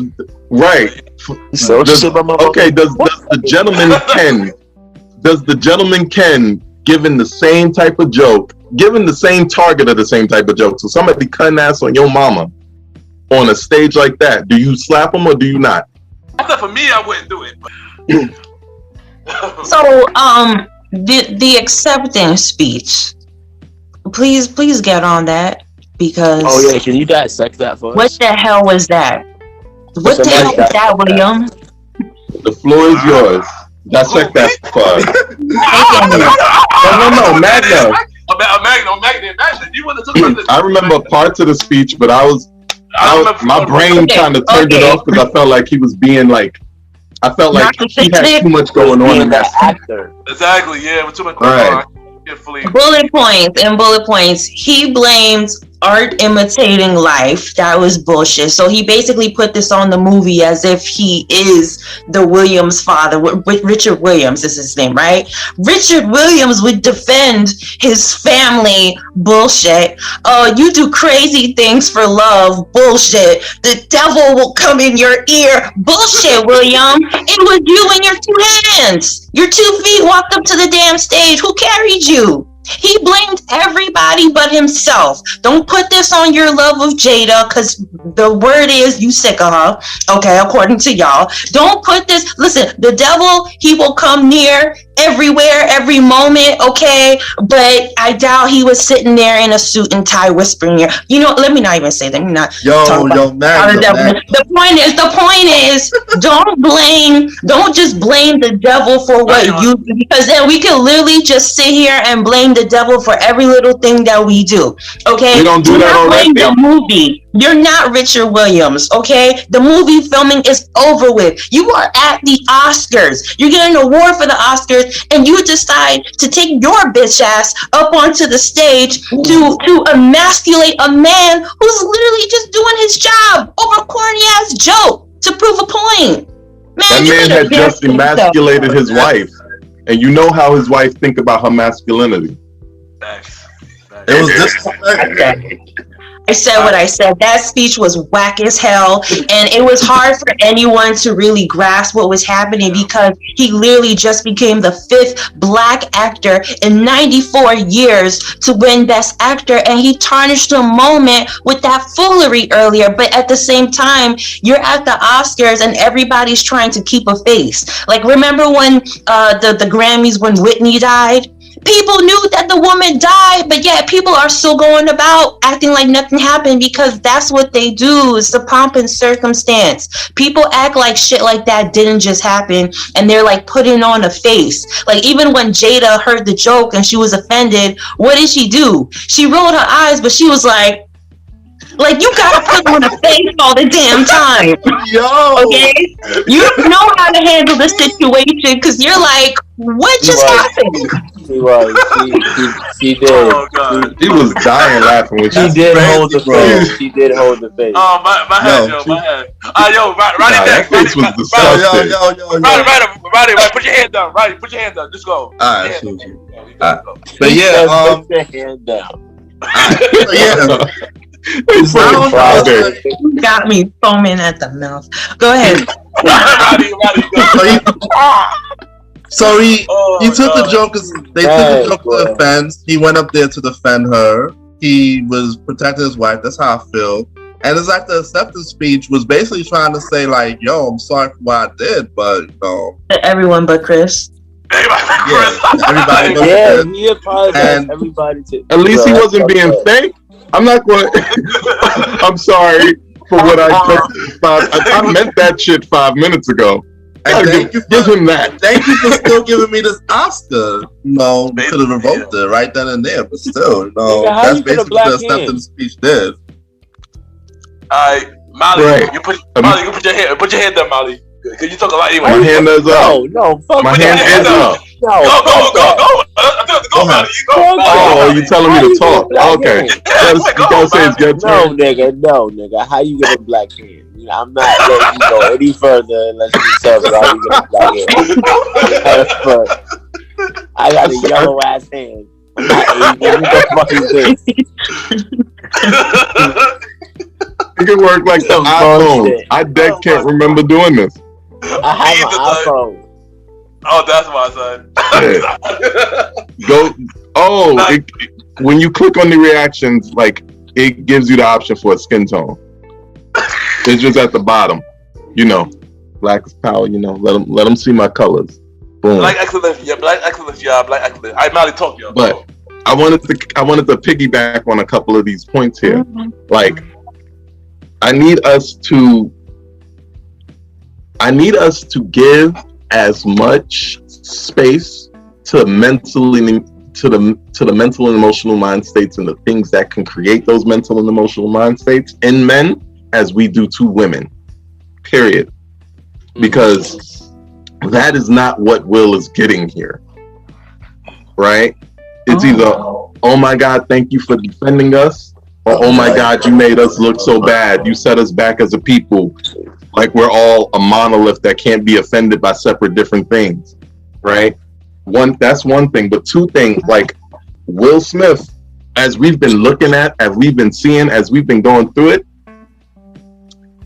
that man has a lot to fucking deal with. I guess he put his mental health to the side, honestly, to be in love with Jada for a while. My man, honestly, he put his mental state to the side to be the successful person he is, to be the family man that he is, and it's all just kind of coming in at him at the same time.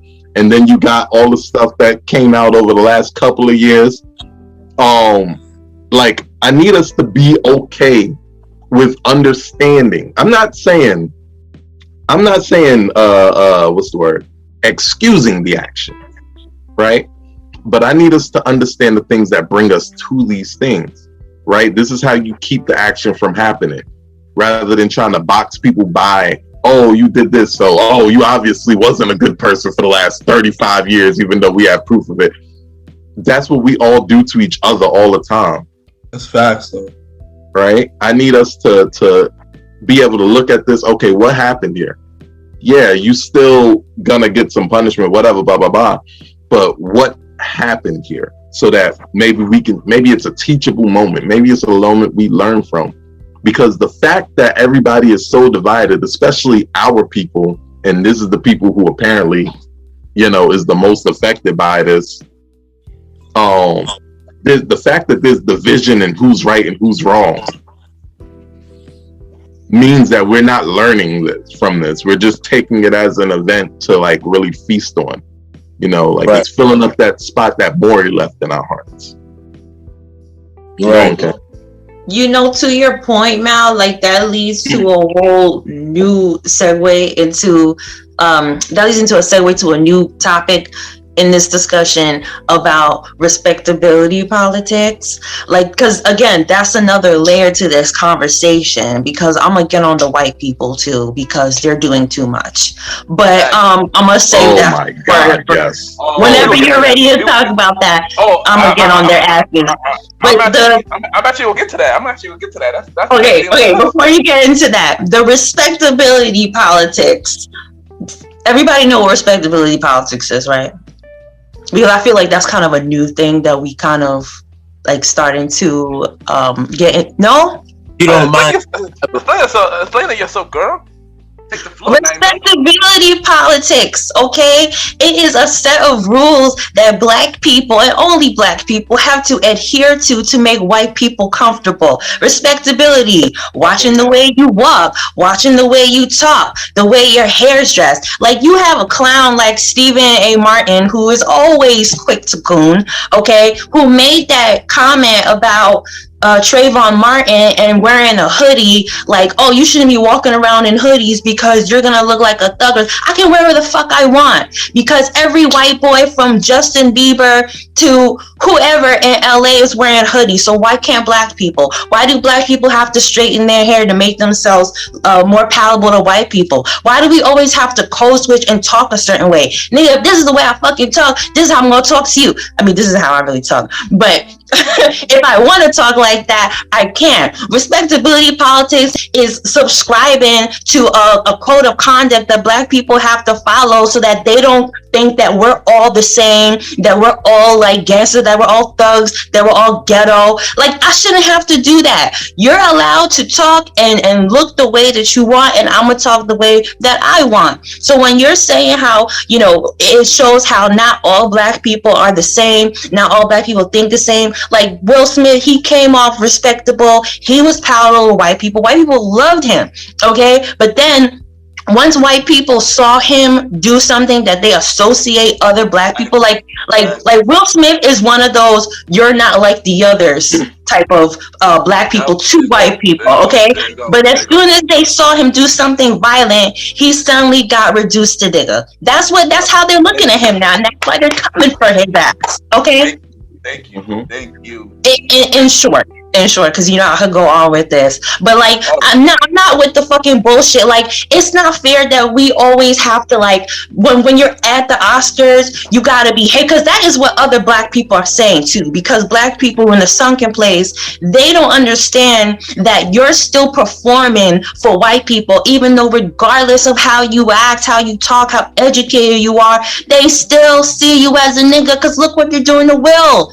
People are saying extra shit like he should be banned for life. He should be fired. He should be dropped. His career is over. Like, chill. You're doing too much because y'all have been subscribing to Harvey Weinstein for the longest. Y'all literally just gave an Oscar to a pedophile who can't even accept the word in person because he's not allowed in this country. What foolery is that? Yo, I question with that. Question. Go ahead. Before my vein pops out. I mean, it's funny because you already started the conversation. So, as you know, they stopped some of Real's movies on hold, and also as of today, Will has been from the Oscars for 10 years. So, my question to y'all, including myself, how do y'all feel about that? I think Magna already answered this question already, but I'm not mad at the part about him being banned for 10 years. I don't think you should be allowed because they don't bring you there so you can go smack people. I'm not mad at that. 10 years is not that long. 10 years is like 2012 from now. Like, that was just the other day. So I'm not mad at that part. First of all, I was young and handsome. Well, I don't. That was a long time ago. It was. That was like yesterday. What do you mean? Go ahead. How do I feel? I mean, I guess it's the right call, but I feel like they are doing a bit too much. It shouldn't be like that. I know a lot of people who've done a lot worse than they are do Freeman fine. I feel like they're doing a lot more things because he's a black man. I believe that. I believe that's why they're taking it a lot more seriously. He's a black man. I feel like it was a white person who did the same exact thing, went on stage, slapped another white man. They were thinking of that the whole joke. They were not thinking of it as how they're taking it for where it now. Yeah. If Beyonce did something like that, they definitely drop Beyonce too, because white people do like Beyonce. But that's because Beyonce is always behaving. She don't be doing stuff. Yeah. But they was real mad at her. Jay-Z. Remember how mad at her they was for Formation just because she showed a cop car in the water. Yes, there was no real anti-police sentiment. It was just a cop car in the water, and they white people. The only people I've ever seen take down the Beehive, white people.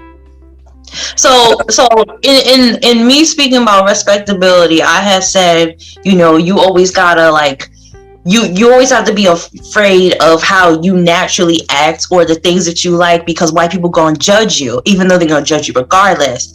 I was on YouTube and I'm scrolling through some comments, and what I can assume is a white person, I saw some racist ass comments where one of them was like, I can't even remember exactly, but one of them was like being corny, saying, oh, well, what would you like on the side of your Oscar? Like, you want that deep fried or you want like gangster? I'm like, first of all, you're corny, okay? Number two, that joke that you're making is racist as hell, okay? And then another person, proving what we all knew, said, oh, is the Oscars black inclusive enough? That right there is exactly how I knew you white people were thinking. That if we had a little more inclusivity to the Oscars and you see a little bit more black people and black culture involved, suddenly it's too black for you. And this is exactly what you were all afraid of, that we're going to bring violence and nigga shit into the Oscars. Just admit it. You didn't like the gospel choir. You didn't like seeing Diddy there. You didn't like seeing any other rapper. Like, just say that what you want is to make the Oscars white again. Oh, I knew it. And you know that's how y'all felt. And don't forget, Will Packer was the producer of the Oscars this year, who was a black man. Wow. It was black director. No, black documentary. Oh, documentary one. Really? Yeah, music. I mean, what am I saying? Music child. He was like one of the producers. He was the show producer. Yeah. No, what's his name? I don't know why. No, she's saying another person won. Summer of Soul, Questlove. Yes. That was the award that Chris Rock was presenting to Questlove. So his moment got ruined because of what just happened. It was right. It was. Yeah, and then I also saw another comment someone made where they were like, this just proves that black people condone violence. Where the fuck are you getting that from? One black person smacks another and all of a sudden we're all here for it. Who said that? Who said that? Wait. Hold on. Plus, my hand been up. White people don't have no room.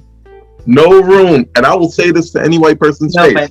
So if you're a white member of the Premiere fam, better take this or just watch something else.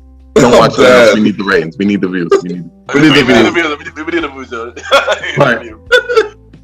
White people can never tell me anything about the condemnation of violence.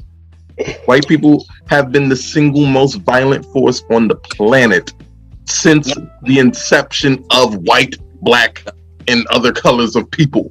All right. We not. I can never take a white person seriously when they say that, because they'll say that and then flip their town over because they shitty hockey team lost. Not even the good hockey team, the bad one, the one that always loses, lost. Yes. That's a fact. Yo, Trophy, you got anything to add on this topic? Yo, like part of me is like, damn, well, like, what the fuck is you doing, dog? And then like the other part of me is just angry because it's like you said, Magna, like fucking, they feel like they sprinkle a little bit of black in there and it's like it's tainted now, you know what I'm saying? Like, oh, you know, like, it's fucked up. It's fucked up to feel like you can never have nothing without, you know, being judged for having it, or being judged or thought, okay, you're black, you're here, something bad's gonna happen. You know what I'm saying? That's fucked up to feel like that. Walk around like that's some bullshit. As far as, you know, kicking them out for, 10 years or whatever, the fuck do you expect, bro?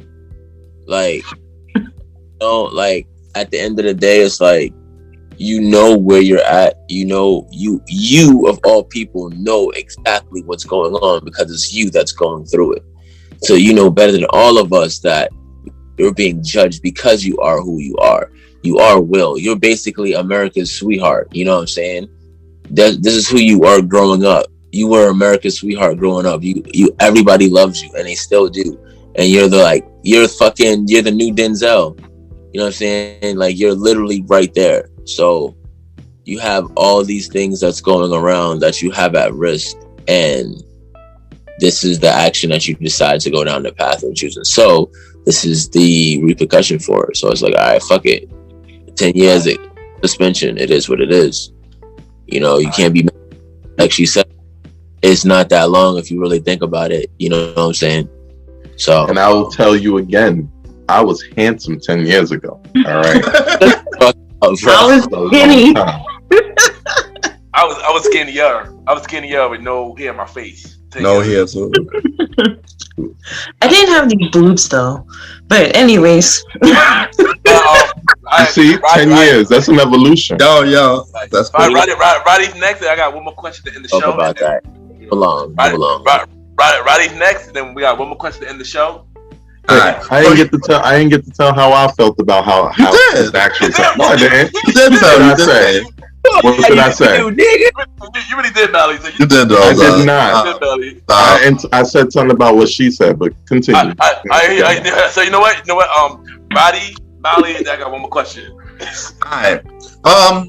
So they had to give him some type of discipline, some type of punishment. So like the 10 years, I mean, yeah, 10 years is all right because it's gonna fly by. And how much times are they actually going to get nominated within those 10 years? Like, he hasn't won an Oscar, his first Oscar.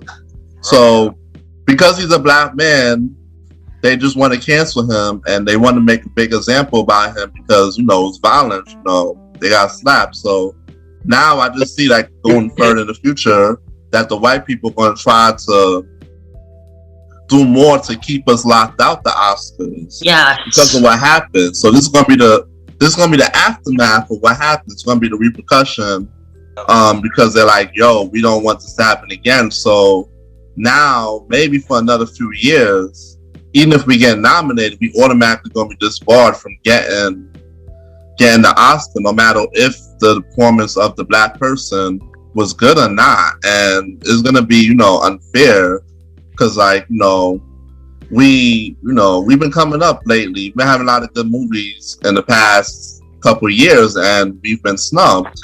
So, like, they just playing the race card because he's black and because of what happened.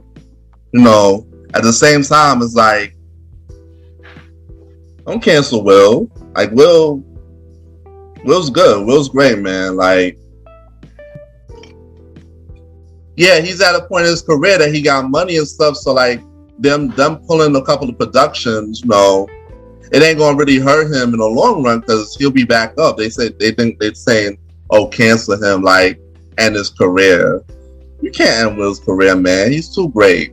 That's all I gotta say. All right, Mally, say what you gotta say, son. All right. So this is how I think about the actual punishment. So I did the research on the punishment. He's not even he can still get nominated to win Oscars in the 10 years. So that means it's kind of arbitrary. I guess if he wins another one, he sends somebody there, but he's not disqualified from being able to win another Oscar. He just can't be there. He just can't pull up.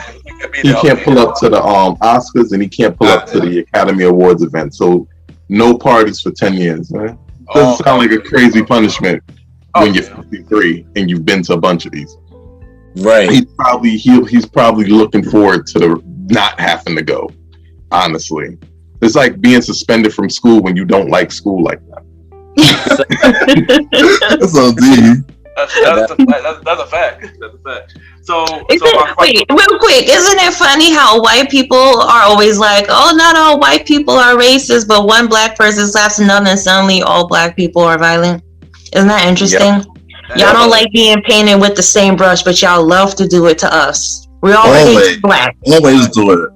Big a deal too. Anyways, big a deal. You were thinking. All right, so last question, because we're about to end the show. And the show been too long. It's been a funny show. So my last question, I think Roddy Ray answered. I'm pretty sure Roddy Ray answered his question already. So do y'all want to cancel Will? Hell no. No, I'm straight. My bad. Of course not. So everybody say no? Hell He's no. on probation with me. Hey, word. I like that. I like that. Cause you slapped another black man. We didn't even talk about that. We didn't talk about how you would have reacted differently if it was someone else. If it was Ricky Gervais or some other white person. No, you would not have slapped a white person. Why would you slap your brother? We are assuming that, and I don't like that. He would not. I'm sorry. Yes, he would have, because it wasn't about black or white. It was about who cut ass on his wife. No, but black men, they are different with white men. Okay. They do. You know the repercussions of slapping a white person. Jim Carrey said, I would have sued you the next day. There isn't a white person disagreeing with Jim Carrey. And I'm mad at Jim Carrey for that. I mean, Will Smith got enough money to handle a suit.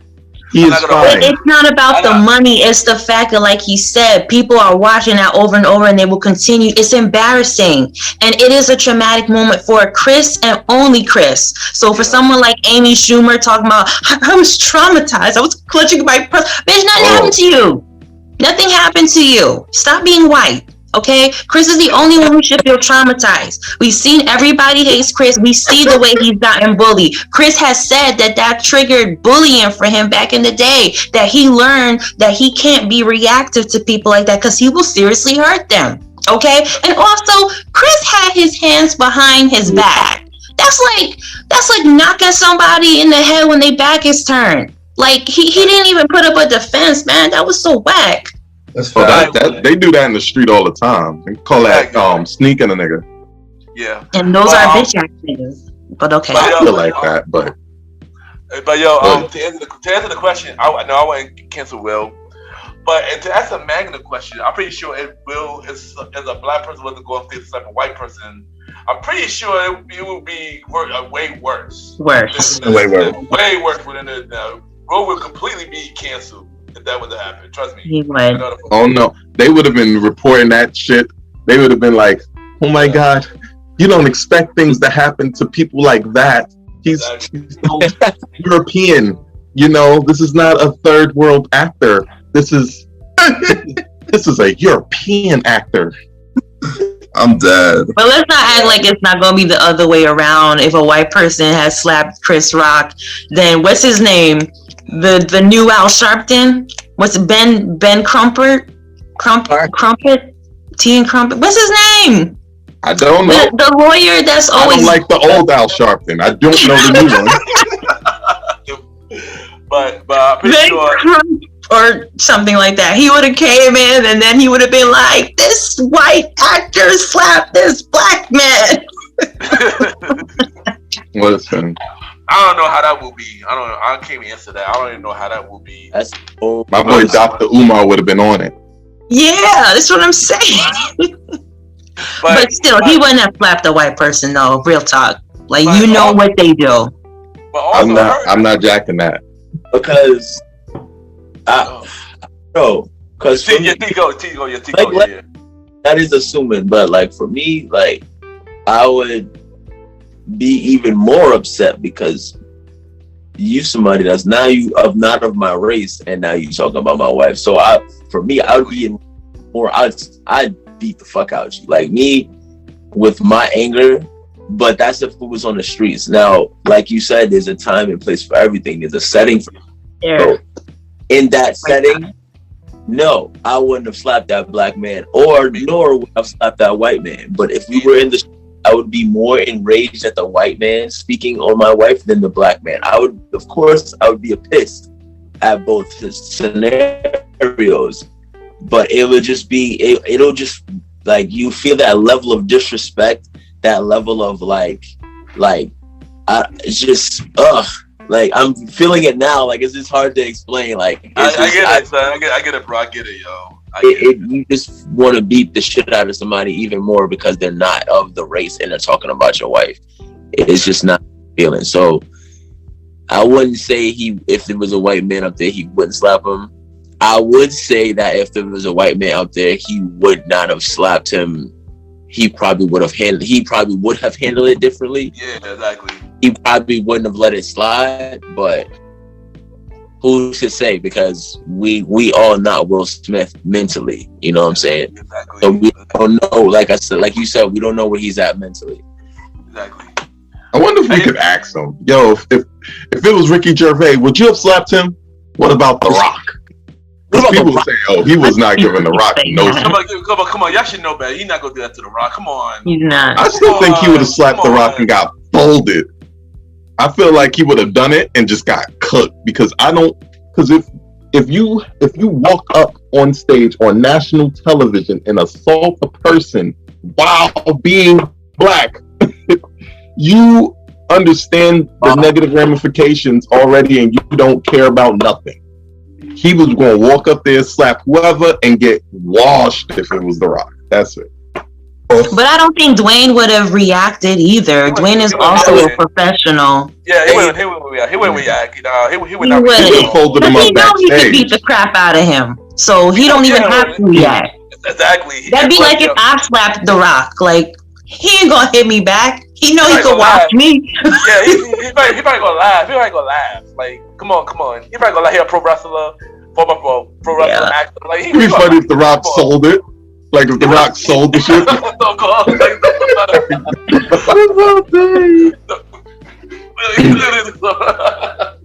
He would have sold the y'all. But yeah, y'all, that's a premiere podcast, y'all. Yo, this was a fun show. You know, thank you, Magna and Trophy T, for coming on the show. Y'all, do y'all think y'all think drop your stuff? Anything y'all want to say? Last remarks, y'all two. Y'all do y'all think? Also, before y'all start, I want to bring both of y'all back to the season finale of the Premiere Boy Podcast next week. The season 2 finale. I want to bring y'all both back, and y'all can come back. Let's do it. It's gonna be a party. Yeah, man. That's on fire. Last remarks, y'all two. Y'all last remarks. Trophy T and Magna. Said my stoners lounge collection, my clothing wear just dropped. Go check it out on HE. I'm sorry, damn, I'm smacked. I'm spelling my own brand wrong. It's HILY. Put your background back up. Yeah, back. Yeah. Yeah. Let me put my back. Hold up. Let me put my background. What it do. What it do. You know what I'm saying? Let me. Wow! There it is. Let me fade real quick. Can y'all see it? Let me see, bro. Let me see it. That ain't my hand, by the way. Alright, but yeah. I'm sorry. You can just. Oh, God. Magna, you got anything you want to say, sweetheart? Me? You know, I stay dropping facts on my Instagram page. You know, Mademoiselle_M. Always follow me because I be spilling the tea and the facts about work, life, love, and just keeping it real. Yo. Wait, you need to go on Twitter. You need to go on Twitter because I have a podcast. Yo, aren't I hilarious, son? Like, I could dead ass host the Oscars. Not like no cap. Just don't get. I'll do it for that podcast show for you, Magna. I'll do it for that podcast show for you, so I can produce it. Did you believe I'm shy? Nah, you ain't shy. Yeah. No, I refuse to believe it. Oh, but here she come here. Yeah, belly back over there. Oh my god. All right, would you believe I just don't want to get slapped? I believe that. That I believe 100%. There we go, right there. There we go. You are a smart woman, not a scary one. Oh my god, but I'm a smart ass one. So someone's gonna pop me. She probably would have saw Will walking up to there like, Bob, nope. I have people right now that want to pop me. Alright, y'all. So y'all already know this is your boy Ken, aka MrGentleman. MrGentleman, like the pocket each and every Sunday at 12 a.m. We on Anchor, Apple Podcast, Spotify. We are back on Spotify. Good pods and many more. Thanks, that's a lot. Follow me on IG, Ken_MrGentleman. Yeah, we got a lot of spin-off shows. The Old School Show, myself with the Star Riding Rod. Conversation about music. Date Night Talk, myself with Vanna B. The merch store and T-Public's out now. Support your boy. Do what y'all gotta do next, y'all. Alright, it's your boy. This is your boy, the Star Roddy Rod. Yeah, check me out here. Follow my IG, the Star Roddy Rod. I ain't gonna tell you how to spell the Star. Roddy Rod is RODDYROD. Check me out here every Wednesday at 12. Check me out on the Old School Show. Become MrGentleman on every 4th and 5th Sunday. Right now, I'm on the podcast tour, so look out for updates on my page. And coming soon, Conversation with the Star. There we go. Long live the chief. Say it one more time. Long live the chief. Long live the chief. Long live the chief. You got the right picture too. There we go. Long live the chief. They call me Malimal out here. I'm on everything as they call me Malimal. You can spell they, you can spell call, you can spell me, but Malimal is Malimal. Long live the chief. Now, listen, we already know that we got the music coming out, so we're looking for Mansa coming out. We're looking for the game tapes. We already know that we got the podcast coming out soon, right? Also, follow me on TikTok because that's about to get popping now that I've found this microphone. This is fun. Oh, shit. The last thing I want to do, all right? Little final thought before we jump out of here. I'm going to call it Mally's pipe bomb, right? See if I can cross my legs. No, I can't. I'm too old for that. All right. Listen. Black, white, man, woman, big, small, grown, young, there's always a level of respect to be had. At any given time, at any given level, that respect is to keep us from causing violence against each other. So your sense of respect for one another will keep us in this society going the way it needs to be going, right? So I guess in just a way that I'm saying, listen, everybody, keep your hands to yourself, talk things out. If it doesn't require violence, don't up it to violence, because any amount of violence can be deadly. Imagine getting taken off this earth because somebody scuffed your Puma. And yes, that was a Chris Rock joke. Take care of yourselves. We out. All right, there you go. There you go. And also follow King Talk Sands, the other member of the Premier Podcast. He's not here. Follow him on IG, Aaron Sand Premier, and check out his show, King Talk with Aaron Sand, season 1 and 2, right now. Oh no. Trophy T. Thank you for coming back on the show. But check out his brand, Highlight Shades. Everything he got going on. Follow him on social media. Drop the social media real quick. It's actually High Five. Oh, you changed the name. Oh, okay. High Life 365. Yes, sir. Okay, Highlight 365. Okay, bro. Yes, sir. Check it out on all social medias. HIL. I'm sorry, Dan. I keep saying HI. That's how you regularly spell high. I spell high HILYFE 365. On Instagram, it's HILYFE_365. Or you can hit my personal, which is Trophy T _365. I am real. I will hit you back. I am that nigga. I am the biggest nigga you ever want to see. I'm the biggest weed smoker under Wiz Khalifa and Snoop Dogg. So, holla at me. Got the big out here, you know what I'm saying? I be like, nigga, big dog out here, cuz you check. Alright, there you go. And song of the day. Originally supposed to be Sands. I was gonna let it be Alvin. I mean Roddy. But since we got two guests here, what do y'all wanna hear? A song. Any song y'all wanna hear? Yeah, Iced Out Necklace by Wiz Khalifa. Alright, there you go. Go end with that. We go end with that. There you go. It's your boy Ken, Aka MrGentleman. It's your boy the Star Roddy Rod. Long live the chief. They call me Malimal. This is Mademoiselle M, aka Magna. Your boy Trophy T, Yazerski. There you go. We out. Chew.